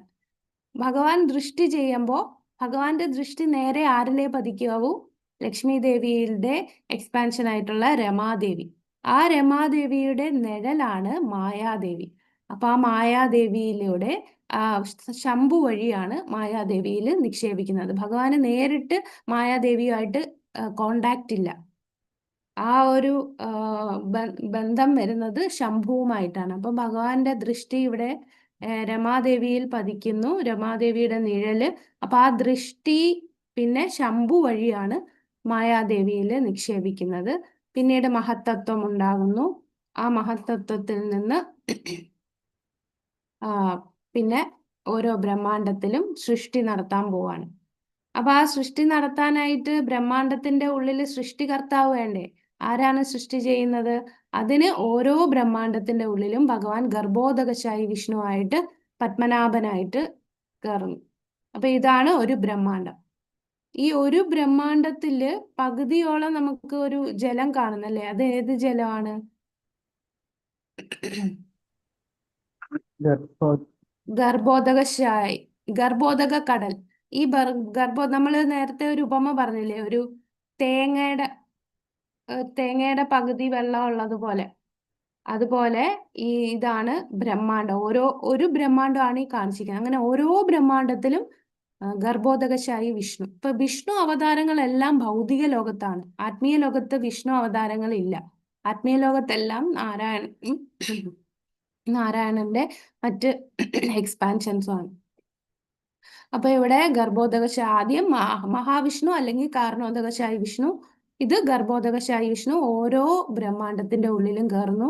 പിന്നെ അദ്ദേഹത്തിന്റെ നാഭിയിൽ നിന്നാണ് ആര് വരുന്നത്? ബ്രഹ്മാവ് ജനിക്കുന്നത് അല്ലെ? നാഭി. ആ നാഭിയില് തണ്ട്. ആ തണ്ടിൽ എന്താണുള്ളത്? ഓരോ തണ്ടിലും 14 ലോകങ്ങൾ ഇവിടെ കാണാം. അപ്പം സത്യലോകം ഏറ്റവും ഉയർന്ന ലോകത്തിലാണ് ബ്രഹ്മാവ്. അവിടെ തൊട്ട് പാതാളം വരെയുള്ള ലോകങ്ങൾ. പിന്നെ അതിന്റെ താഴെയാണ് നരകലോകങ്ങൾ. ഈ 14 ലോകങ്ങൾക്ക് താഴെയാണ് ഹെല്ലിഷ് പ്ലാനറ്റ്സ്, നരകലോകം എന്ന് പറയുന്നത്. പിന്നെ ഈ എല്ലാ ജീവാത്മാക്കളുടെ ഉള്ളിൽ പരമാത്മാവായിട്ട് പോകുന്നത് ആരാണ്? ക്ഷീരോദകശായി വിഷ്ണു. ഇതാണ് നമ്മള് ക്ഷീരോദകശായി വിഷ്ണു. പുരുഷാവതാരത്തിലെ 3ാമത്തെ അവതാരം ക്ഷീരസാഗരത്തിൽ ഭഗവാൻ വസിക്കുന്നു. അപ്പൊ ഇവിടെ എന്തെങ്കിലും പ്രശ്നം ഉണ്ടെങ്കിൽ ദേവന്മാരെല്ലാം പോയി കാണുന്നത് ക്ഷീരോദകശായി വിഷ്ണുവിനെയാണ്. അപ്പൊ ക്ഷീരോദകശായി വിഷ്ണു പറയും, നിങ്ങൾ പേടിക്കേണ്ട, ഞാൻ ഉടനെ ഒരു അവതാരം എടുക്കുന്നു. അപ്പൊ അവതാരം എടുക്കുന്നു എന്ന് പറഞ്ഞാൽ എവിടെ നിന്നായിരിക്കും അവതാരം വരിക? ഇവിടുന്ന് അല്ലെ? അതൊരു വാതില് പോലെയാണ്. ഇവിടുന്ന് മത്സ്യം, കൂർമ്മം, വരാഹം ഒക്കെ ഉണ്ട്. അപ്പൊ സമയമാകുമ്പോൾ ആ വൈകുണ്ഠ ലോകത്തിൽ നിന്ന് ഓരോ അവതാരങ്ങൾ ക്ഷീരോദകശായി വിഷ്ണുവിലൂടെ താഴോട്ട് വരികയാണ്. അങ്ങനെ ആ ക്ഷീരോദകശായി വിഷ്ണുവിലൂടെ ഓരോ അവതാരങ്ങൾ വന്ന് ഇവിടെ ലീലകൾ ആടുന്നു. അപ്പൊ ഭഗവാൻ ഈ അവതാരം എടുക്കുകയും ലീലകളൊക്കെ ചെയ്യേണ്ട ആവശ്യം എന്താ? നമ്മൾ ബദ്ധ ജീവാത്മാക്കൾക്ക് ഭഗവാന്റെ ലീലകൾ സംസാരിക്കാനും അത് സ്മരിക്കാനും അങ്ങനെ ശുദ്ധീകരിച്ച് ഭഗവാന്റെ അടുത്ത് പോകാൻ വേണ്ടിയാണ് ഭഗവാൻ ഇതെല്ലാം ചെയ്യുന്നത് അല്ലേ? നമ്മളുടെ ആ ഒരു ഡിസയർ കാരണമാണ് ആ വിരജാ നദി കടന്ന് നമ്മള് ഇവിടെ ഒരു ലോകം ഭഗവാൻ നമുക്ക് വേണ്ടി സൃഷ്ടിച്ച് നമുക്ക് ആസ്വദിക്കാൻ വേണ്ടി എന്തെല്ലാം പ്ലാനിങ് ആണല്ലേ? എത്ര ഓർഗനൈസേഷൻ എങ്ങനെയാണെന്ന് നോക്ക്. ഭഗവാൻ തന്നെ പല അവതാരങ്ങളായിട്ട് എടുത്തു, പല ലോകങ്ങളാക്കി. ആദ്യം ബ്രഹ്മാവിനെ സൃഷ്ടിച്ചു, പിന്നെ ബ്രഹ്മാ ആണ് സെക്കൻഡറി ക്രിയേറ്റർ. അടുത്ത രണ്ടാമത് സൃഷ്ടി നടത്തും. നമുക്കെല്ലാം ഈ ഓരോ ശരീരവും അല്ലെ, നമ്മളുടെ മനുഷ്യ ശരീരം എങ്ങനെ, മൃഗങ്ങളുടെ ശരീരം എങ്ങനെ, ഓരോ ശരീരം കൊടുത്തിരിക്കുന്നത് ബ്രഹ്മാവ്. അപ്പൊ എത്ര സൃഷ്ടികൾ നടത്തിയാണ് ഭഗവാൻ എല്ലാം മാനേജ് ചെയ്യുന്നത്. പിന്നെ ഈ ബ്രഹ്മാണ്ടത്തിന്റെ പ്രത്യേകത, ഈ ബ്രഹ്മാണ്ടം മൊത്തവും കവർ ചെയ്തിരിക്കുന്ന 7 ലെയർ, ഭൂമി, ജലം, അഗ്നി, വായു, ആകാശം, പിന്നെ മിഥ്യാഹങ്കാരം, മഹത്തത്വ, ഇതെല്ലാം ഓരോ ലെയറും അതിനു മുമ്പുള്ള ലെയറിന്റെ 10 ഇരട്ടി സൈസ് കൂടി വരികയാണ്. അപ്പൊ ഇത് അത്രയും ഇരുണ്ട ലോകമാണ് ഈ ഭൗതിക ലോകം. അപ്പൊ ഇവിടെ വെളിച്ചം ഇല്ലാത്ത ലോകമാണ്, അന്ധകാരം നിറഞ്ഞ ലോകമാണ്. അവിടെ വെളിച്ചം വേണമെങ്കിൽ ഭഗവാൻ വെളിച്ചം തരാനായിട്ട് സൂര്യദേവനെ തരുന്നു. ഇപ്പൊ സൂര്യൻ ഗണപതി. ഓരോ ബ്രഹ്മാണ്ടത്തിലും ഒരു സൂര്യനേ ഉള്ളൂ. അടുത്ത ബ്രഹ്മാണ്ടത്തിൽ മറ്റൊരു സൂര്യൻ. പക്ഷെ നമ്മള് സയൻസിലൊക്കെ സോഷ്യൽ സ്റ്റഡീസ് അങ്ങനെയൊക്കെ പഠിച്ചിരിക്കുന്നത് ഒരുപാട് സണ്ണുണ്ട്, നമ്മളെ തൊട്ടടുത്ത് നിൽക്കുന്ന സണ്ണായതുകൊണ്ട് നമുക്ക് ലൈറ്റ് തരുന്നു, അങ്ങനെയൊക്കെയാണ്. പക്ഷെ അതൊക്കെ വേറെ പല ലോകങ്ങളാണ് നമ്മൾ ആ സ്റ്റാർ ആയിട്ട് കാണുന്നത്. അപ്പൊ സൂര്യൻ എന്ന് പറയുന്ന ഒരേ ഒരു സൂര്യൻ, ആ സൂര്യനിലും ചന്ദ്രനിലും കൂടെയാണ് നമുക്ക് ഈ ലോകത്ത് വെളിച്ചം കിട്ടുന്നത്, അല്ലെ? അപ്പൊ ഈ ലോകം എന്ന് പറഞ്ഞാൽ ദുഃഖം നിറഞ്ഞ ലോകമാണ്. അത് ഈ 14 ലോകത്തിൽ എവിടെ പോയാലും നമുക്ക് മരണമുണ്ട്. ചിലപ്പോൾ ലൈഫ് സ്പാൻ ഡിഫറെന്റ് ആയിരിക്കും. ഒരു ചെറിയൊരു പ്രാണിയുടെ ആയുസ് എന്ന് പറഞ്ഞാൽ അത് ഇന്ന് ജനിച്ച് രാത്രി മരിക്കുമായിരിക്കും. ബ്രഹ്മാവിന്റെ ആയുസ് എന്ന് പറഞ്ഞാൽ 311 ട്രില്യൺ, അത്രയും വർഷമാണ്. ചിലർക്ക് കൂടുതൽ സമയം ദൈർഘ്യം കാണും, ചിലർക്ക് വളരെ കുറവായിരിക്കും. എന്തായാലും അവര് മരിക്കും, അല്ലെ? ജനന മരണം എല്ലാവർക്കും ഉള്ളതാണ്. ഇത് ഇവിടെ ദുഃഖങ്ങൾ നിറഞ്ഞ ഒരു ലോകമാണ്. അതുകൊണ്ട് നമുക്ക് എന്ത് ചെയ്യണം? ഇവിടുന്ന് എളുപ്പത്തിൽ ഇറങ്ങി പോകാനുള്ള മന്ത്രവും തന്നിട്ടുണ്ട്, അല്ലേ? ആ മന്ത്രം കാണാലോ, കാണുന്നില്ലേ? കാണുന്നില്ല? ഹരേ കൃഷ്ണ മഹാമന്ത്രം. ഹരേ കൃഷ്ണ കൃഷ്ണ കൃഷ്ണ ഹരേ ഹരേ. കണ്ടോ ഇവിടെ ചെറുതായിട്ടൊരു ലൈൻ പോലെ പോയേക്കുന്ന കണ്ടോ? കണ്ടോ? ഈ ഭൂലോകത്തുനിന്ന് ഇവിടെ ഇങ്ങനെ ഇറങ്ങി പോകുന്നത്, അതാണ് ഹരേ കൃഷ്ണ. അത് എവിടെയൊക്കെ ചെന്ന് എത്തുന്നു?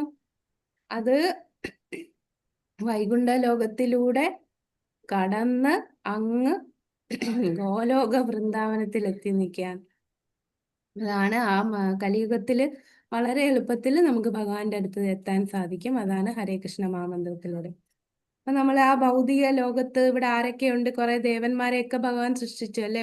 ദേവന്മാരെയൊക്കെ ഇവിടെ ഏൽപ്പിച്ചു ചൂടും വെളിച്ചവും മഴയും എല്ലാം കൊടുക്കാനായിട്ട് ഭഗവാൻ ഓരോ ദേവി ദേവന്മാരെ തങ്ങളുടെ ഉത്തരവാദിത്തങ്ങളെല്ലാം ഏൽപ്പിച്ചിരിക്കുകയാണ്. അതനുസരിച്ച് അവരെല്ലാം പ്രവർത്തിക്കുന്നു. അവരും നശ്വരമാണ്, അവർക്കും മരണമുണ്ട്, അവരൊന്നും ശാശ്വതമല്ല.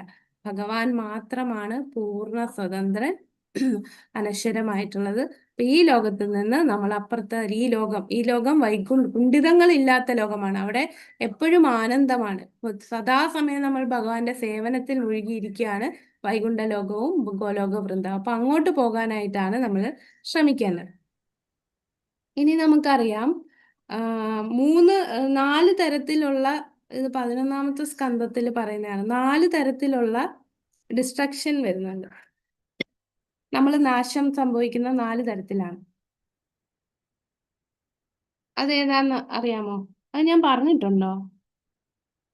നിത്യപ്രളയ, നൈമിത്തിക പ്രളയ, പ്രാകൃത പ്രളയ, ആത്യന്തിക പ്രളയം, ഇങ്ങനെ 4 തരത്തിലുള്ളത് പറഞ്ഞിട്ടുണ്ടോ? ഇല്ല മാതാജി, പറഞ്ഞിട്ടില്ല. ഇല്ല, ഓക്കെ. അപ്പൊ ആദ്യത്തെ എന്ന് പറയുന്നത് നിത്യപ്രളയം.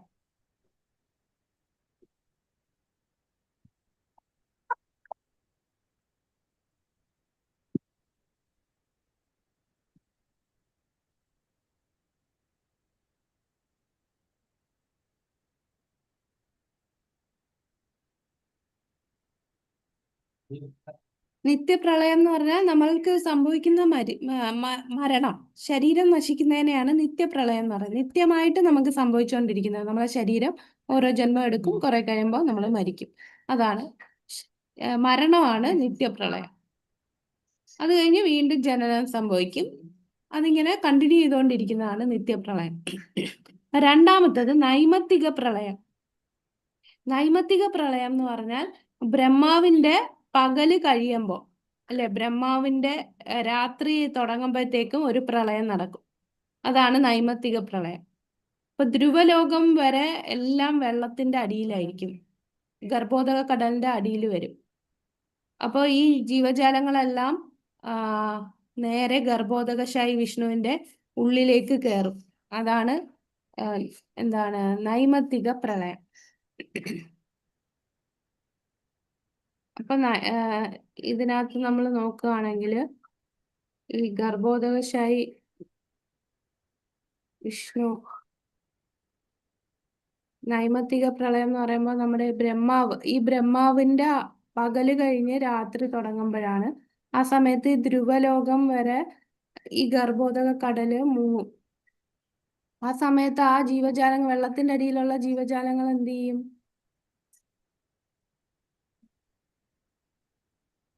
കാണുന്നുണ്ടോ ചാർട്ട്? ഗോലോക ചാർട്ട് കാണുന്നുണ്ടോ? ഉണ്ടല്ലോ അല്ലേ? അപ്പൊ ഇവിടെ വരെ വെള്ളത്തിൽ മുങ്ങുമ്പോ ഈ ജീവജാലങ്ങള് ഗർഭോദകശായി വിഷ്ണുവിന്റെ ഉള്ളിലേക്ക് കയറുന്നാണ് പറയുന്നത്. ഉള്ളിലേക്ക് പോകും. പിന്നെ അടുത്തത് പ്രളയം. പ്രാകൃത പ്രളയം എന്ന് പറഞ്ഞാൽ ബ്രഹ്മാവിന്റെ ആയുസ് തീരും. ബ്രഹ്മാവിന്റെ 100 വർഷം കഴിയും. അപ്പൊ എന്താ സംഭവിക്കുക? ബ്രഹ്മാവിന്റെ 100 വർഷം കഴിയുമ്പോ അതല്ലേ മഹാജി ആത്യന്തിക പ്രളയം എന്ന് പറയുന്നത്? അത് തന്നെ, ആത്യന്തിക പ്രളയം. അല്ലല്ല, ആത്യന്തിക അല്ല, പ്രാകൃതിക പ്രളയം. ആദ്യം പറഞ്ഞത് നിത്യപ്രളയം, നമ്മൾ മരിക്കുന്നത്. രണ്ടാമത് പറഞ്ഞത് നൈമിത്തിക പ്രളയം. നൈമിത്തിക പ്രളയം എന്ന് പറഞ്ഞാല് ബ്രഹ്മാവിന്റെ പകല് കഴിയുമ്പോ. പിന്നെ പ്രാകൃതിക പ്രളയം എന്ന് പറഞ്ഞാൽ ബ്രഹ്മാവിന്റെ ആയുസേ കഴിയുമ്പോ ബ്രഹ്മാവ് മരണം സംഭവിക്കും. അപ്പൊ എന്താ സംഭവിക്കുക? ഈ ബ്രഹ്മാണ്ടങ്ങളെല്ലാം എങ്ങോട്ട് കയറും? ബ്രഹ്മാവില്ല, ബ്രഹ്മാവ് പോയി. അപ്പൊ എങ്ങോട്ട് പോകും ബ്രഹ്മാണ്ടം?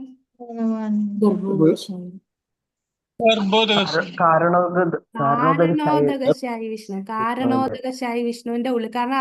കാരണോദകശായി വിഷ്ണു അപ്പം ശ്വാസം എടുക്കുമായിരിക്കും. ശ്വാസം വിടുമ്പോഴാണ് ഇതെല്ലാം പുറത്തോട്ട് വരുന്നത്. അപ്പൊ ബ്രഹ്മാവിന്റെ ഒരു ലൈഫ് സ്പാൻ ഫുള്ള് അതിങ്ങനെ വെളിയിൽ നിൽക്കും. അത് കഴിഞ്ഞിട്ടാണ് കാരണോദകശായി വിഷ്ണു ശ്വാസം എടുക്കുന്നത്. അപ്പൊ ശ്വാസം എടുക്കുമ്പോൾ ഈ ബ്രഹ്മാണ്ടങ്ങളെല്ലാം അദ്ദേഹത്തിന്റെ ഉള്ളിൽ പോകും. അപ്പൊ ഈ ജീവാത്മാക്കളെല്ലാം ഇപ്പൊ എവിടെ ഇരിക്കും? ബ്രഹ്മാവിന്റെ ആയുസ്സും കഴിയുമ്പോൾ എല്ലാരും കാരണോദകശായി വിഷ്ണുവിന്റെ ഉള്ളിലേക്കായിരിക്കും പ്രവേശിക്കുക. ബ്രഹ്മാവിന്റെ രാത്രിയില് ഗർഭോദകശായി വിഷ്ണുവിന്റെ ഉള്ളിലേക്കും, ബ്രഹ്മാവിന്റെ ആയുസ് കഴിയുമ്പോൾ കാരണോദകശായി വിഷ്ണുവിന്റെ ഉള്ളിലേക്കും പ്രവേശിക്കും. ഇനി അവസാനത്തെയാണ് ആത്യന്തിക പ്രളയം. ആത്യന്തിക പ്രളയം എന്ന് പറഞ്ഞാൽ അവസാനത്തെ പ്രളയം. അതായത് നമ്മൾ മൊത്തത്തിൽ ഇവിടെ നിന്ന് പോകുന്നു, നേരെ മുക്തി ലഭിച്ച് ആത്മീയ ലോകത്തിലേക്ക് പോകുന്നതാണ് മോക്ഷം ലഭിക്കുന്ന അവസ്ഥയാണ്.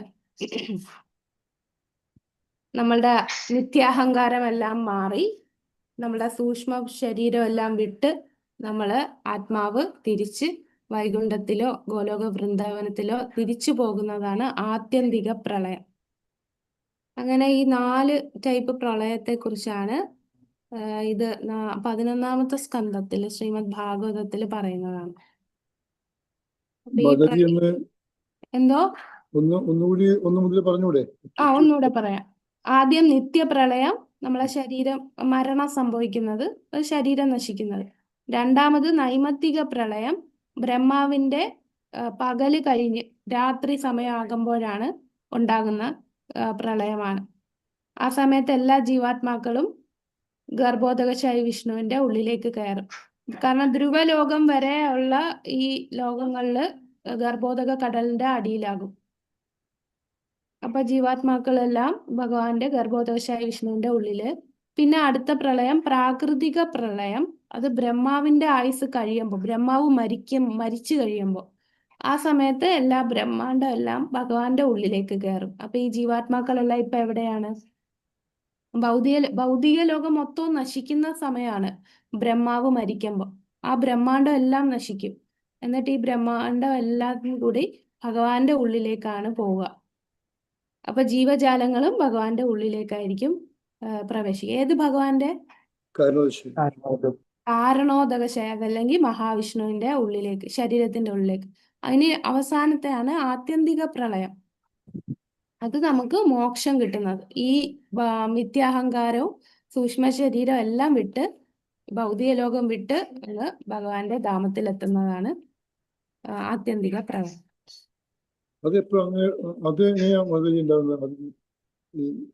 ആ പ്രളയം നമുക്ക് വരണമെങ്കിൽ എന്ത് ചെയ്യണം?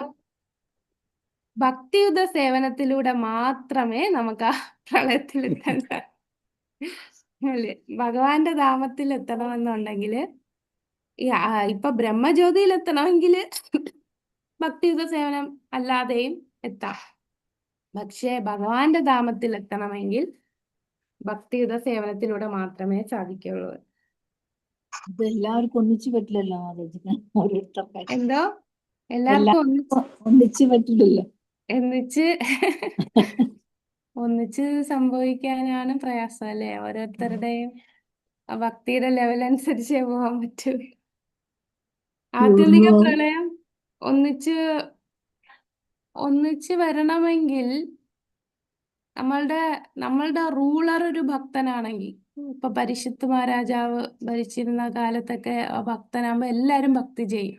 അങ്ങനെ ഒരു ഭക്തര് ഉണ്ടെങ്കിൽ ആ ഒരു കൂട്ടം ജനങ്ങൾക്ക് ഭഗവാന്റെ അടുത്ത് പോകാൻ സാധിക്കും. ഇപ്പൊ കലിയുഗത്തില് ഭയങ്കര പ്രയാസമാണല്ലേ? എല്ലാരും വളരെ താഴോട്ടാണ് പോയിക്കൊണ്ടിരിക്കുന്നത്. നേരത്തെ മാതാജി എവിടുന്നോ ഞാൻ കേട്ടിട്ടുണ്ട്, ഏതോ ടീച്ചിങ്ങില് ആ ഈ ബ്രഹ്മാവിന്റെ മരണം സംഭവിക്കുമ്പോഴാണ് ആ ആത്യന്തിക പ്രളയം എന്ന്. അപ്പൊ അങ്ങനെയല്ല അല്ലേ? അങ്ങനെയല്ല, 11ാമത്തെ സ്കന്ധത്തിൽ അങ്ങനെ അല്ല അല്ല പറഞ്ഞേക്കുന്നത്. പറയുന്നത് അല്ലേ? ആ അങ്ങനെ എവിടെയൊക്കെ നമ്മള് ഹരേകൃഷ്ണനെ തന്നെ ടീച്ചിങ്ങിൽ ഓക്കെ. പറയുന്നുണ്ടായിരുന്നു, ഈ ബ്രഹ്മാവിന്റെ പകല് അത് കഴിയുമ്പോൾ ആ ചെറിയ പ്രളയം വരും. ചെറിയ പ്രളയം. പിന്നെ പകലും രാത്രിയും കഴിഞ്ഞ് ബ്രഹ്മാവ് മരണമടയുമ്പോൾ ആത്യന്തിക പ്രളയം വന്ന് ആ എല്ലാ ജീവജാലങ്ങളും കാരണവശായ വിഷ്ണുവിലേക്ക് ഉള്ളിലേക്ക് പോകും. അത് പോകുന്നു പറയാൻ പറ്റും രണ്ടിനെയും നൈമിത്തിക പ്രളയവും പ്രാകൃതിക പ്രളയം എന്നാണ് ഇതിൽ പറയുന്നത്. പറയുന്നില്ല. ഉം. അപ്പൊ ഇതന്നേരം ഈ മഹത്വത്തിലോട്ട് പോകും. അതായത് മഹത്വം അല്ല, കാരണവശായ വിഷ്ണുവിൽ നിൽക്കുക മഹത്വത്തിലോട്ട് പോകും. കാരണോദകശായി വിഷ്ണുവിന്റെ ഉള്ളിലേക്ക് കടക്കുകയാണ്. മഹത്വത്വം എന്ന ഭാഗത്തോട്ടല്ല പോകുന്നത് അല്ലേ? മഹത്തത്വം പിന്നീട് വീണ്ടും അടുത്ത ക്രിയേഷൻ വരുമ്പോഴാണ് മഹത്തത്വത്തിലേക്ക് കടക്കുന്നത്. അത് ഇനി വീണ്ടും ഭഗവാൻ വീണ്ടും ശ്വാസം വിടുമല്ലോ, അതെ. വീണ്ടും ഒന്നേന്ന് വീണ്ടും ക്രിയേഷൻ ചെയ്യുമ്പോൾ പിന്നെ മഹത്വത്വത്തിൽ പോയിട്ട് പിന്നെ ബ്രഹ്മാവ് ഓരോ ശരീരം കൊടുത്ത് എല്ലാ ജീവാത്മാക്കളും അവരവരുടെ കഴിഞ്ഞ ബ്രഹ്മാണ്ടത്തിൽ ഇരുന്നപ്പോൾ എന്തൊക്കെ കർമ്മങ്ങളാണോ ബാക്കിയുള്ളത് അതിന്റെ കണ്ടിന്യൂഷൻ ആയിട്ട് അടുത്ത ബ്രഹ്മാണ്ടം സൃഷ്ടിക്കുമ്പോൾ അവരവർക്ക് അർഹിക്കുന്ന കർമ്മം അനുസരിച്ചുള്ള ശരീരത്തിലേക്ക് ഈ ജീവാത്മാക്കൾ കടക്കും. അങ്ങനെ സംഭവിക്കുക. ഇനി എപ്പോഴാണ് പ്രാകൃത പ്രളയത്തിന്റെ കാര്യമല്ലേ മാതാജി? അതെ അതെ. ഇത് കഴിഞ്ഞിട്ട് നമ്മൾ പറയുന്ന 4ാമത്തെ ആത്യന്തിക പ്രളയം എന്ന് വരുമ്പോ ഈ മഹത്വം അടക്കം ഇറ്റ് വിൽ ഗോ, അങ്ങനെയാണോ? ആത്യന്തിക പ്രളയം എന്ന് പറഞ്ഞാൽ നമ്മുടെ ജീവാത്മാവ് ഇതെല്ലാം വിട്ടു പോവുകയാണ്. നമ്മളെ ഓരോ ജീവാത്മാവിനെ കുറിച്ചാണ് പറയുന്നത്. ആ ഒരു ജീവാത്മാവ് മുക്തിയിലേക്ക് പോവുകയാണ്. അതായത് ഈ ശരീരവും വെടിഞ്ഞ് സൂക്ഷ്മ ശരീരവും വെടിഞ്ഞ് ഒരു ജീവാത്മാവിന്റെ അവസ്ഥയാണ് ഇത്രയും ഇതില് ആ കടന്നു അതെ പോകുന്നത് അതെ അതെ. അല്ലേ? ഒരു ജീവാത്മാവ് ഇതെല്ലാം അതായത് കടന്നു. നമ്മുടെ ഭാഗവതത്തില് പറഞ്ഞിട്ടുണ്ടല്ലോ, ഒരു കപ്പലില് എല്ലാത്തിന്റെയും വിത്തുകളൊക്കെ കയറ്റി അങ്ങനെ ഒരു വായിച്ചിട്ടുണ്ടല്ലോ നമ്മള്, മത്സ്യാവതാരം പോലെ. മത്സ്യാവതാരത്തില് ആദ്യമായിട്ട്. അതല്ല. ഓക്കെ. ഈ ഒരു സൈക്കിള് നമ്മൾ എല്ലാ ജീവാത്മാക്കളും ജീവാത്മാക്കൾ കടന്നു പോകുന്ന സൈക്കിളാണ്. ആദ്യത്തെ എന്ന് പറഞ്ഞാൽ നമ്മൾ മരണം സംഭവിക്കും. എത്രയോ മരണങ്ങൾ സംഭവിച്ചിരിക്കുന്നു. രണ്ടാമത് ബ്രഹ്മാവിന്റെ പകല് കഴിയുമ്പോഴത്തേക്കും എത്രയോ വട്ടം നമ്മൾ ഏതൊക്കെ ബ്രഹ്മാവിന്റെ കാലത്തിൽ നമ്മൾ നിന്നിട്ടുണ്ടാകും. കോടാനുകോടി ജന്മങ്ങളായിട്ട് ഈ ഒരു ഭൗതിക ലോകത്ത് കിടക്കുകയാണ്. പിന്നെ ബ്രഹ്മാവിന്റെ ആയുസ് കഴിഞ്ഞിട്ടും എത്രയോ വട്ടം കാരണോദകശായി വിഷ്ണു സൃഷ്ടി ചെയ്യുന്നു, സംഹരിക്കുന്നു, സൃഷ്ടി ചെയ്യുന്നു. അപ്പോഴൊക്കെ നമ്മൾ ഇവിടെ തന്നെ കിടന്നുകൊണ്ടിരിക്കുകയാണ്. എന്നാൽ അവസാനം തിരിച്ചു വരാത്ത ആ ഒരു അവസ്ഥയിൽ എത്തണമെങ്കിൽ നമ്മൾ ആത്യന്തിക പ്രളയമായിട്ടുള്ള മോക്ഷത്തിൽ പോവാം, ഭഗവാന്റെ ധാമത്തിൽ പോവാം. നമ്മളെല്ലാവരും ഈ ഒരു സൈക്കിള് ഒരുപാട് വട്ടം കടന്നതാണ്. പക്ഷെ ആ ലാസ്റ്റ് സൈക്കിൾ എത്തിയാൽ പിന്നെ ഒരിക്കലും ഇവിടേക്ക് വരേണ്ടി വരില്ല അല്ലെ? ഇപ്പൊ ഓരോ ജീവാത്മാക്കള് ഫേസ് ചെയ്യുന്നതാണ് ഇപ്പൊ പറഞ്ഞ 4 തരത്തിലുള്ള ഡിസ്ട്രക്ഷൻ ആണ് നമുക്ക് സംഭവിക്കുന്നത്. അക്കോർഡിംഗ് ടു ഈച്ച് ജീവാത്മാ ഇത് ഡിഫറൻഷിയേറ്റ് ആണ് അല്ലേ? ആത്യന്തിക പ്രളയത്തിൽ എത്തുന്ന കാര്യം വ്യത്യാസപ്പെടും അല്ലേ? ആത്യന്തിക പ്രളയത്തിൽ എത്തണമെന്ന് പറഞ്ഞാൽ ഓരോ ജീവാത്മാവും ചെയ്യുന്ന ഭക്തിയുത സേവനം അനുസരിച്ച് അവർക്ക് എത്താൻ സാധിക്കും. ഓക്കെ. അതൊരു ഗ്രൂപ്പായിട്ട് പോകണമെങ്കിൽ നമ്മളെ നയിക്കുന്ന ഭക്തൻ അതായത് ഒരു വലിയൊരു സമൂഹത്തിനെ ഒരു ഭക്തൻ നയിക്കണം. അങ്ങനെ അങ്ങനെ പോകാനായിട്ട് സാധിക്കും. ഹരേ കൃഷ്ണ മാതാജി. ഹരേ കൃഷ്ണ. നിത്യപ്രളയം നിത്യപ്രളയം അങ്ങനത്തില്ല. പ്രളയം എന്നുള്ള വാക്ക് ഉപയോഗിക്കുന്നുണ്ടേ ഉള്ളൂ. പക്ഷെ അവിടെ ഓരോ വ്യക്തിഗത ആത്മാവിന്റെ യാത്രയാണ്. നിത്യപ്രളയവും ഓരോ വ്യക്തിഗത ആത്മാവിനും ശരീരം വെടിയുന്ന അതെ അതെ, ഓരോരുത്തരും ഓരോ സമയത്തല്ലേ അതുപോലെ ശരീരം വെടിയുന്നത്. അതെ. പിന്നെ ഈ അതുപോലെ തന്നെ നൈമിത്തിക ആത്യന്തിക പ്രളയം പ്രളയവും പ്രാകൃതിക പ്രളയവുമാണ് എല്ലാവർക്കും ഒരേ സമയത്ത് സംഭവിക്കുന്നത്. വരുന്നത്. ആ ഹരേ കൃഷ്ണ. നിത്യപ്രളയം നമ്മൾ ഓരോരുത്തരും ഓരോ സമയത്തല്ലേ മരിക്കുന്ന, എല്ലാരും ഒന്നിച്ച് മരിക്കണില്ലല്ലോ. അതുപോലെ ആത്യന്തിക പ്രളയവും നമ്മൾ മോക്ഷത്തിലെത്തുന്ന ഓരോരുത്തരും ഓരോ സമയത്തായിരിക്കും. അതെ. ഹരേ കൃഷ്ണ. നമുക്കപ്പോ ഇനിയും കുറച്ചുകൂടെ വായിക്കാനുണ്ടല്ലേ. ഓക്കെ, അപ്പൊ നമ്മൾ ഇനി അടുത്ത പാരഗ്രാഫ് ഒന്ന് വായിക്കാം. ഹരേ കൃഷ്ണ മാതാജി. വായിച്ചോ. ഉയർന്ന ലോകമായ സൂര്യനിലും ചന്ദ്രനിലും മറ്റും കഴിയുന്ന ജീവജാലങ്ങളും അതുപോലെ ഭൂമിയിൽ മർത്യലോകത്തിൽ കഴിയുന്നവരും അധോലോകങ്ങളിൽ കഴിയുന്നവരുമെല്ലാം ബ്രഹ്മാവിന്റെ രാത്രി സമയത്ത് പ്രളയജലത്തിൽ ആഴുന്നു. ആധ്യാത്മികമായി അവയുടെ നിലനിൽപ്പ് തുടരുന്നുവെങ്കിലും ഈ കാലയളവിൽ ഒരു ജീവിവർഗമോ ജീവജാലങ്ങളോ പ്രത്യക്ഷപ്പെടുന്നില്ല. ആത്മീയമായി അവ നിലനിൽക്കുമെങ്കിലും ഈ അപ്രകടിത കാലത്തെ അവ്യക്തം എന്ന് വിളിക്കുന്നു. ബ്രഹ്മാവിന്റെ ജീവിതാന്ത്യത്തിൽ എല്ലാം പ്രപഞ്ച സർഗങ്ങളും നാശമടയുന്ന മറ്റൊരു അവ്യക്ത അപ്രകടിത അവസ്ഥ കൂടിയുണ്ട്. എന്നാൽ ഈ രണ്ട് അപ്രകടിത അവസ്ഥകൾക്ക് അതീതമായി മറ്റൊരു അപ്രകടിതമായ അവസ്ഥ ആധ്യാത്മിക പ്രകൃതി ഉണ്ട്. ഈ അന്തരീക്ഷത്തിൽ നിരവധി ആധ്യാത്മിക ഗ്രഹങ്ങളുണ്ട്. ബ്രഹ്മാവിന്റെ ജീവിതാന്ത്യത്തിൽ ഭൗതിക പ്രപഞ്ചത്തിലുള്ള ഗ്രഹങ്ങളെല്ലാം വിലയം പ്രാപിച്ച് കഴിയുന്ന സ്ഥിതിയിലും ഈ ഗ്രഹങ്ങൾ ശാശ്വതമായി നിലകൊള്ളുന്നു. വിവിധ ബ്രഹ്മാക്കളുടെ അധികാര പരിധിയിലുള്ള ഭൗതിക പ്രപഞ്ചങ്ങളെല്ലാം ഭഗവത് വിഭൂതിയുടെ 1/4 ഭാഗം മാത്രമാണ്. ഏകപാദ് വിഭൂതി ഇത് അധമ ശക്തിയാണ്. ഭഗവത് വിഭൂതിയുടെ 4/3 ഭാഗം മടങ്ങുന്ന ആത്മീയ പ്രകൃതി അഥവാ ത്രിപാദ് വിഭൂതി ബ്രഹ്മാവിന്റെ അധികാര പരിധിക്കപ്പുറമാണ്. ഇതാണ് ഉത്കൃഷ്ട ശക്തി അഥവാ ഹരേ കൃഷ്ണ. അപ്പൊ പരാപ്രകൃതി എന്ന് പറയുന്ന ആത്മീയ ലോകത്തെയാണ് ഉദ്ദേശിക്കുന്നത്. അപ്പൊ ബ്രഹ്മാവിന്റെ അധികാരത്തിന് അപ്പുറമായിട്ടുള്ളതാണ് ഭഗവാന്റെ സൃഷ്ടിയിൽ വരുന്ന 4/3 ഭാഗം ആത്മീയ ലോകവും 1/4 ഭാഗം മാത്രമാണ് ഏകപാദ് വിഭൂതി. അതാണ് നമ്മളുടെ ഈ ഭൗതിക ലോകം. ഇനി അടുത്ത പാരഗ്രാഫ് വായിക്കാമോ? ആധ്യാത്മിക പ്രകൃതി. ഹരേ കൃഷ്ണ മാതാജി. ഹരേ കൃഷ്ണ. ആധ്യാത്മിക പ്രകൃതിയിൽ അധിവസിക്കുന്നത് പരമദിവ്യോത്തമ പുരുഷനായ ശ്രീകൃഷ്ണനാണ്. ഭഗവത്ഗീതയിൽ 8:22 ഉറപ്പിച്ചു പറയുന്നത് പോലെ അവിടത്തെ സമീപിക്കണമെങ്കിൽ കലർപ്പില്ലാതെ ഭക്തിയുത സേവനം കൊണ്ടല്ലാതെ ജ്ഞാനം, യോഗം, കർമ്മം എന്നിവയാൽ സാധ്യമല്ല. കർമ്മികൾ അഥവാ കാമ്യകർമ്മങ്ങൾ ചെയ്യുന്നവർ സൂര്യൻ, ചന്ദ്രൻ എന്നിവർ ഉൾപ്പെടുന്ന സ്വർഗലോക ഗ്രഹങ്ങളിലേക്ക് ഉയർത്തപ്പെടുന്നു. ജ്ഞാനികളും യോഗികളും ഇതിനേക്കാൾ ഉത്കൃഷ്ട ലോകങ്ങളായ മഹർലോകം, തപോലോകം, ബ്രഹ്മലോകം എന്നിവിടങ്ങളിലേക്ക് ഉയർത്തപ്പെടുന്നു. അവർ ഭക്തിയുത സേവനത്തിലൂടെ വീണ്ടും യോഗ്യത നേടിക്കഴിയുമ്പോൾ പ്രകാശമാനമായ ആത്മീയ വിഹായസിലോ അല്ലെങ്കിൽ ബ്രഹ്മജ്യോതി, വൈകുണ്ഠ ലോകങ്ങളിലോ ഓരോ വ്യക്തിയുടെ യോഗ്യതയ്ക്കനുസരിച്ച് പ്രവേശിക്കാൻ അനുവദിക്കപ്പെടുന്നു. ഭക്തിയുത സേവനത്തിൽ പരിശീലനം കൂടാതെ യാതൊരാൾക്കും ആധ്യാത്മിക ലോകമായ വൈകുണ്ഠത്തിൽ പ്രവേശിക്കാൻ കഴിയില്ല. ഹരേ കൃഷ്ണ. ഹരേ കൃഷ്ണ. അപ്പൊ ഭക്തിയുദ്ധ സേവനത്തിലൂടെ മാത്രമേ ഭഗവാനെ സമീപിക്കാൻ കഴിയൂ. ജ്ഞാന, കർമ്മ, മോക്ഷ പ്രക്രിയയിലൂടെ അല്ല. സൂര്യനും ചന്ദ്രനും ഉൾപ്പെടുന്ന കർമ്മികൾക്ക് സ്വയം സ്വർഗലോകം ഗ്രഹങ്ങളിലേക്ക് ഉയർത്താൻ കഴിയും. ജ്ഞാനികൾക്ക്, യോഗികൾക്കും മഹർലോകം, തപോലോകം, ബ്രഹ്മലോകം തുടങ്ങിയ ഉയർന്ന ഗ്രഹങ്ങൾ നേടാൻ കഴിയും.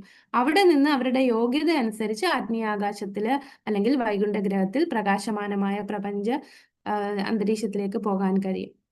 അപ്പൊ ഒരിക്കലും കൃഷ്ണാബോധം ഇല്ലാതെ ആർക്കും ഭഗവാന്റെ ധാമത്തിൽ വൈകുണ്ഠ ഗ്രഹത്തിൽ പ്രവേശിക്കാൻ കഴിയില്ല എന്ന് പറയാം. അടുത്ത പാരഗ്രാഫ്. ഇതുവരെ വായിക്കാത്തവരൊന്ന് വായിക്കാമോ? കൊറേ. ഹരേ കൃഷ്ണ. വേഗം വായിച്ചോളൂ, നമുക്ക് സമയം ഹരേ കൊടുക്കും. കൃഷ്ണ. വായിച്ചോളൂ. ഭൗതിക ഗ്രഹങ്ങളിൽ നിന്നുള്ള ഭാഗം. ഭൗതിക ഗ്രഹങ്ങളിൽ ബ്രഹ്മാവ് മുതൽ ഭൗതിക ഗ്രഹങ്ങളിൽ ബ്രഹ്മാവ് മുതൽ ഉറുമ്പ് വരെയുള്ള ജീവസത്തകൾ ഭൗതിക പ്രകൃതിക്ക് മേൽ ആധിപത്യം സ്ഥാപിക്കാൻ ശ്രമിക്കുന്നു. ഇത് തന്നെയാണ് ഭവരോഗം. ഈ ഭവരോഗം നിലനിൽക്കുന്ന കാലത്തോളം ജീവജാലങ്ങൾക്ക് ദേഹാന്തര പ്രാപ്തി അനുഭവിക്കേണ്ടി വരുന്നു. മനുഷ്യന്റെയോ മൃഗത്തിന്റെയോ ഏത് രൂപമായാലും ബ്രഹ്മാവിന്റെ രാത്രിയിലും ബ്രഹ്മാവിന്റെ ജീവിതാന്ത്യത്തിലുള്ള 2 പ്രളയകാലത്തും ആ ജീവന് പ്രകടമല്ലാത്ത ഭാവത്തിൽ വർത്തിക്കേണ്ടി വരുന്നു. സംസാര ചക്രത്തിന് വിരാമം വേണമെങ്കിൽ ആത്മീയ ഗ്രഹങ്ങളിൽ പ്രവേശിക്കാൻ ശ്രമിക്കേണ്ടതാണ്. അവിടെ നമുക്ക് ഭഗവാൻ കൃഷ്ണന്റെയോ അവിടുത്തെ രൂപവിസ്തരണമായ നാരായണ രൂപങ്ങളുടെയോ സാമീപ്യത്തിൽ സനാതനമായ ജീവിതം ആസ്വദിക്കാം. അസംഖ്യം വൈകുണ്ഠ ലോകങ്ങളിൽ നാരായണ രൂപങ്ങൾ ആധിപത്യം വഹിക്കുന്നു. ഏകോ വശി സർവഗഃ കൃഷ്ണ ഈഡ്യ ഏകോ അഭി സൻ ബഹുദായോള അവഭാതി. ഗോപാല താപിനി ഉപനിഷത്ത് 1:3-21 എന്ന് ഈ വസ്തുതകളെ ശ്രുതിമന്ത്രങ്ങൾ സ്ഥിരീകരിക്കുന്നു. ഹരേ കൃഷ്ണ. ഹരേ കൃഷ്ണ. അപ്പൊ ആത്മീയ ഗ്രഹത്തില് നമുക്ക് ചെല്ലണമെങ്കിൽ എന്താ ഭക്തിയുത സേവനം കൊണ്ട് മാത്രമേ നമുക്ക് സാധിക്കുകയുള്ളൂ. ഭഗവാൻ കൃഷ്ണന്റെ അദ്ദേഹത്തിന്റെ രൂപവിസ്തരണം നാരായണ രൂപങ്ങളുടെയോ സാമീപ്യത്തിൽ സനാതനമായ ജീവിതം ആസ്വദിക്കാം. എന്ത് ചെയ്താലേ പറ്റൂ? അത് ഭക്തിയുത സേവനം വെച്ചേ സാധിക്കുള്ളൂ. ഇനി മായാവാദികളും ബ്രഹ്മവാദികളും തമ്മിലുള്ള വ്യത്യാസം, എല്ലാം ലയിക്കുന്നതും കൈവശം വയ്ക്കുന്നതും ഒന്നാണ്. വ്യത്യാസം ഇപ്രകാരം. മായാവാദികൾ എന്താണ് പറയാ? അവര് പറയുന്നത് ഭഗവാൻ കൃഷ്ണൻ പോലും മായയ്ക്ക് ബന്ധിക്കപ്പെട്ട് വരുന്നതാണ്. ദൈവത്തിന് രൂപമില്ല. ഭഗവാന്റെ ഈ രൂപം, ഈ സച്ചിദാനന്ദ വിഗ്രഹനായിട്ടുള്ള ഈ ഓടക്കുഴൽ ഏന്തി നിൽക്കുന്ന ഈ രൂപം മായയാണെന്നാണ് അവര് പറയുന്നത്. ബ്രഹ്മം സത്യം, ജഗത് മിഥ്യ. ബ്രഹ്മ സത്യം, ജഗത് മിഥ്യ. അവരെല്ലാം മായ, മിഥ്യാബോധം കൃഷ്ണന്റെ പോലും ഒരു വശമായി കണക്കാക്കുന്നു. അതിൽ ഈ മനോഭാവം കാരണം അവർ താഴേക്ക് വീഴുന്നു. സത്യത്തെ ഇഷ്ടപ്പെടുന്നതിലോ ഇഷ്ടപ്പെടാതിരിക്കുന്നതിലോ ഒരു ചോദ്യവുമില്ല. പ്രഭുപാദർ പറഞ്ഞു, നമുക്ക് രക്ഷ വേണമെങ്കിൽ കൃഷ്ണാബോധത്തിലേക്ക് എത്തണം. ഇനി ബ്രഹ്മവാദികൾ എന്ന് പറഞ്ഞാൽ അവർക്ക് തർക്കമില്ല. ഭഗവാന് രൂപമുണ്ടെന്ന് പറഞ്ഞാൽ അവരതിനെ എതിർക്കുന്നില്ല. അവർക്ക് അറിയാവുന്നത് ബ്രഹ്മം മാത്രമേ ഉള്ളൂ. അപ്പൊ കൃഷ്ണാബോധത്തിൽ നിന്ന് സ്വയം തിരിച്ചറിഞ്ഞ ബ്രഹ്മവാദികൾ ശ്രീല ശുകദേവനും സനത് കുമാരന്മാരും അല്ലെ. ശുകദേവ ഗോസ്വാമി ഒരു ബ്രഹ്മവാദിയായിരുന്നു. സനത് കുമാരന്മാര് ബ്രഹ്മവാദികളായിരുന്നു. എല്ലാം ബ്രഹ്മം, ഈ ലോകം, കൃഷ്ണൻ മുതലായവയാണെന്ന് അവർ കരുതുന്നു. പക്ഷെ അവർ ഇത് ഇഷ്ടപ്പെടുന്നു. അതിനാൽ അവർക്ക് സ്വയം തിരിച്ചറിഞ്ഞ് ഭക്തരായിട്ടുള്ള അവസരം ലഭിച്ചു. ഭക്തരുമായിട്ടുള്ള സംഘം കൊണ്ട് അവർക്ക് പെട്ടെന്ന് ഭക്തിയിലേക്ക് വരാൻ സാധിക്കും. സനത് കുമാരന്മാർ എങ്ങനെയാണ് ഭക്തിയിലേക്ക് വന്നത്? ഭക്തരായി. അവര് ബ്രഹ്മവാദികളായിരുന്നു. ഭക്തരായി മാറിയത് എപ്പോഴാണ്? ഭഗവാനെ കണ്ട് തുളസിദളം ഭഗവാനെ പാദത്തിൽ അർപ്പിച്ചിരിക്കുന്ന ദളത്തിന്റെ ഗന്ധമേറ്റിട്ടാണ് ഭക്തരായിട്ട് മാറിയത്. പിന്നെ ശുകദേവ ഗോസ്വാമി ബ്രഹ്മവാദിയായിരുന്നു. എങ്ങനെയാണ് ഭക്തനായത്? കേട്ടിട്ട്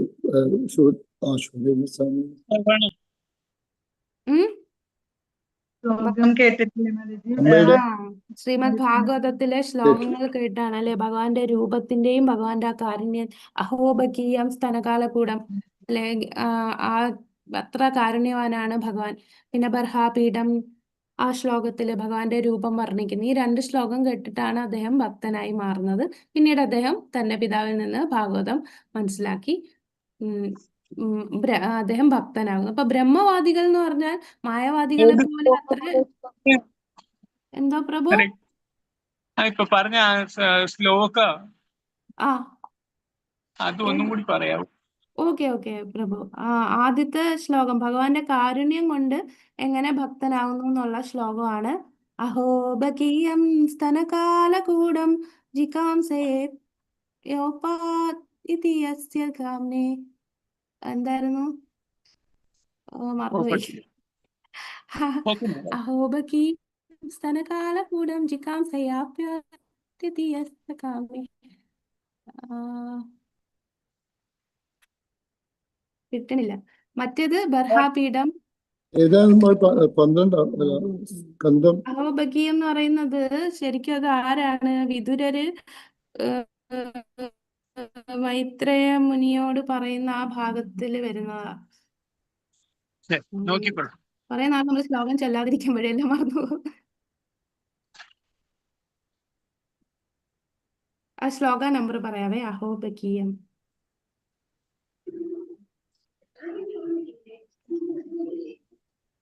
3.2.23. അഹോബകീയം സ്തനകാലകൂടം ജികാംസയാപായ യദപ്യ സാധ്വി ലേഭേ ഗതിം ദാതൃചിതം തതോന്യം കം വാ ദയാലും ശരണം വ്രജേമേ. 3.2.23 മൂന്നാമത്തെ സ്കന്ധത്തിൽ. അത് ഭഗവാന്റെ കാരുണ്യം കാരുണ്യത്തെ കുറിച്ച് പറയുന്നത്. പിന്നെ അടുത്തത് ഭഗവാന്റെ രൂപത്തെ കുറിച്ച് പറയുന്നു. ബർഹാപീഠം നട്ടവര കപു. അത് 10ാമത്തെ സ്കന്ധത്തിൽ വരുന്നതാണ്. ബർഹാപീഠം നട്ടവര വപു കർണികോ കർണികാരം ബിഭ്രദ്വാസ കനക കവിശം വൈജയന്തിം ചമാലം രന്ധ്രാർവേണോരധരസുതയോരു പൂരയം ഗോപവൃന്ദേ വൃന്ദാരണ്യം സ്വപതകരമണം പ്രാവശ്യ ഗീതകീർത്തി. താങ്ക് യു പ്രഭു. അത് 10ാമത്തെ സ്കന്ധത്തിൽ വരും. അത് 10ാമത്തെ സ്കന്ധത്തില് 10:21 21:5. 10:21. ഈ 2 ശ്ലോകങ്ങളാണ് വ്യാസദേവന്റെ ശിഷ്യന്മാര് പറയാം. ഹരേ കൃഷ്ണ. അപ്പൊ നമ്മളിപ്പോ എവിടം വരെ വായിച്ചത്? ഇനി ലാസ്റ്റ് ആരും തന്നെ ഭഗവാൻ ശ്രീകൃഷ്ണനെ മുന്നിട്ട് നിൽക്കുന്നില്ല. അതൊന്ന് വായിക്കാമോ? ആരും തന്നെ 100ാമത്തെ പേജ്. വായിച്ചോ. ആരും തന്നെ ഭഗവാൻ ശ്രീകൃഷ്ണനെ മുന്നിട്ട് നിൽക്കുന്നില്ല. ബദ്ധജീവാത്മാവ് ഭൗതിക പ്രകൃതിക്കുമേൽ ആധിപത്യം സ്ഥാപിക്കാൻ ശ്രമിക്കുന്നതിനാൽ അതിന്റെ കർക്കശ നിയമങ്ങൾക്ക് അധീനരായി ഭൗതിക ക്ലേശങ്ങൾ അനുഭവിക്കേണ്ടി വരുന്നു. മതധർമ്മം പുനഃസ്ഥാപിക്കുന്നതിനു വേണ്ടിയാണ് ഭഗവാൻ ഈ ലോകത്തെത്തുന്നത്. അതിന്റെ അടിസ്ഥാന തത്വം അദ്ദേഹത്തിന്റെ ശരണാഗതി മനോഭാവം വളർത്തുക എന്നതാണ്. ഇതാണ് അദ്ദേഹത്തിന്റെ ഭഗവത്ഗീതയിലെ 18:66 അവസാന ഉപദേശം. സർവധർമാൻ പരിത്യജ്യ മാമേകം ശരണം വ്രജഃ. സർവധർമ്മങ്ങളെയും ത്യജിച്ച് എന്നിൽ ശരണം തേടുക. നിർഭാഗ്യവശാൽ പരമപ്രധാനമായ ഈ ശിക്ഷണത്തെ ദുർവ്യാഖ്യാനം ചെയ്ത് ജനങ്ങളെ പലവിധത്തിൽ വഴിതെറ്റിപ്പിച്ചിരിക്കുന്നു. ആശുപത്രികൾ ആരംഭിക്കാൻ ജനങ്ങളെ ഉത്ബോധിപ്പിക്കപ്പെടുന്നു. എന്നാൽ ഭക്തിയുത സേവനത്തിലൂടെ ആധ്യാത്മിക ലോകത്തിൽ എത്തിച്ചേരാനുള്ള വിദ്യ അവർക്ക് നൽകപ്പെടുന്നില്ല. ജീവസത്യക്ക് ഒരു കാലത്തും യഥാർത്ഥ സന്തോഷം നൽകാൻ കഴിയാത്ത താൽക്കാലിക ആശ്വാസത്തിനുള്ള കർമ്മങ്ങളിൽ ഏർപ്പെടാനാണ് ജനങ്ങൾ ഉത്ബോധിപ്പിക്കപ്പെടുന്നത്. പ്രകൃതിയുടെ നശീകരണ ശക്തിയെ കൈകാര്യം ചെയ്യുന്നതിന് പൊതുരംഗത്തും അർദ്ധ സർക്കാർ തലത്തിലും പലതരം സംരംഭങ്ങളും തുടങ്ങുന്നു. പക്ഷേ അവർക്ക് അദൃശ്യമായ പ്രകൃതിശക്തിയെ എങ്ങനെ ശാന്തമാക്കാം എന്നറിയുന്നില്ല. നിരവധി ആളുകൾ ഭഗവത്ഗീത ജ്ഞാനികളായി കീർത്തിക്കപ്പെടുന്നു. പക്ഷേ ഭഗവത്ഗീതയുടെ പ്രകൃതിയെ സംയോജിപ്പിക്കുവാൻ ശേഷിയുള്ള ഗീതാ സന്ദേശം അശ്രദ്ധരായി ഒഴിവാക്കി കളയുന്നു. ഭഗവത്ഗീതയിൽ 7:14 വ്യക്തമായി സൂചിപ്പിക്കുന്ന. ഹരേ കൃഷ്ണ. ഹരേ കൃഷ്ണ. അപ്പോ ഇവിടെ താൽക്കാലികമായിട്ടുള്ള ആശ്വാസം കിട്ടുന്ന പല കാര്യങ്ങൾക്കും വേണ്ടി ആളുകൾ കഠിനാധ്വാനം ചെയ്യുകയാണ്.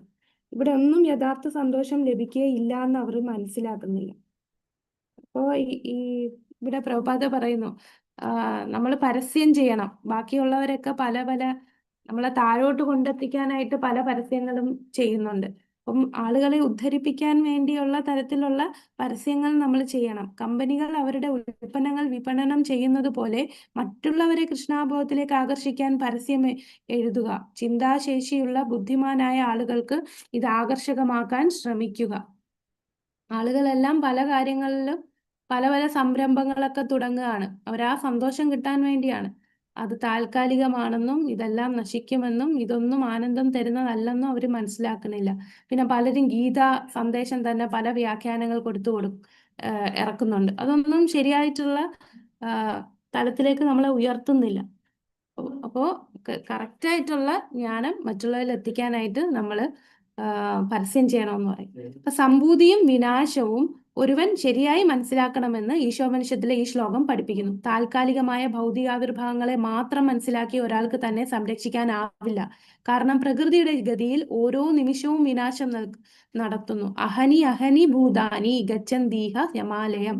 ആശുപത്രികൾ തുറന്നുകൊണ്ട് പ്രളയബാധയിൽ നിന്ന് രക്ഷപ്പെടുകയില്ല.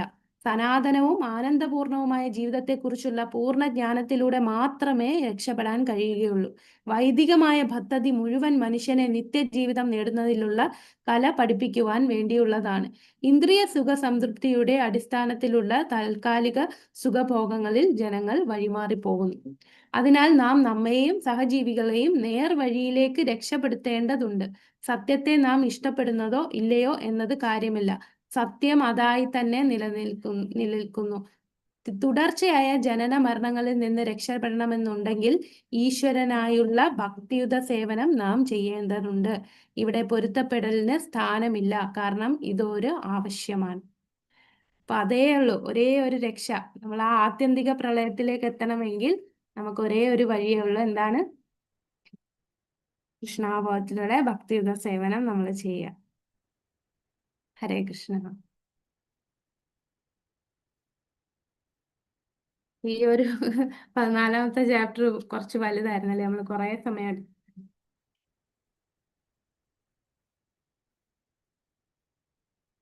അപ്പൊ നമ്മള് 3/4 ഭാഗം കഴിഞ്ഞു. ഇനി ആകെ 15, 16, 17, 18 4 മന്ത്രം കൂടെ ഉള്ളൂ. പറ്റുമെങ്കിൽ നാളെ 1.5 മന്ത്രം എടുക്കാൻ ശ്രമിക്കാം. എന്നാലേ നമുക്ക് ഈ ആഴ്ച തീർക്കാൻ പറ്റുള്ളൂ. 4 ദിവസം.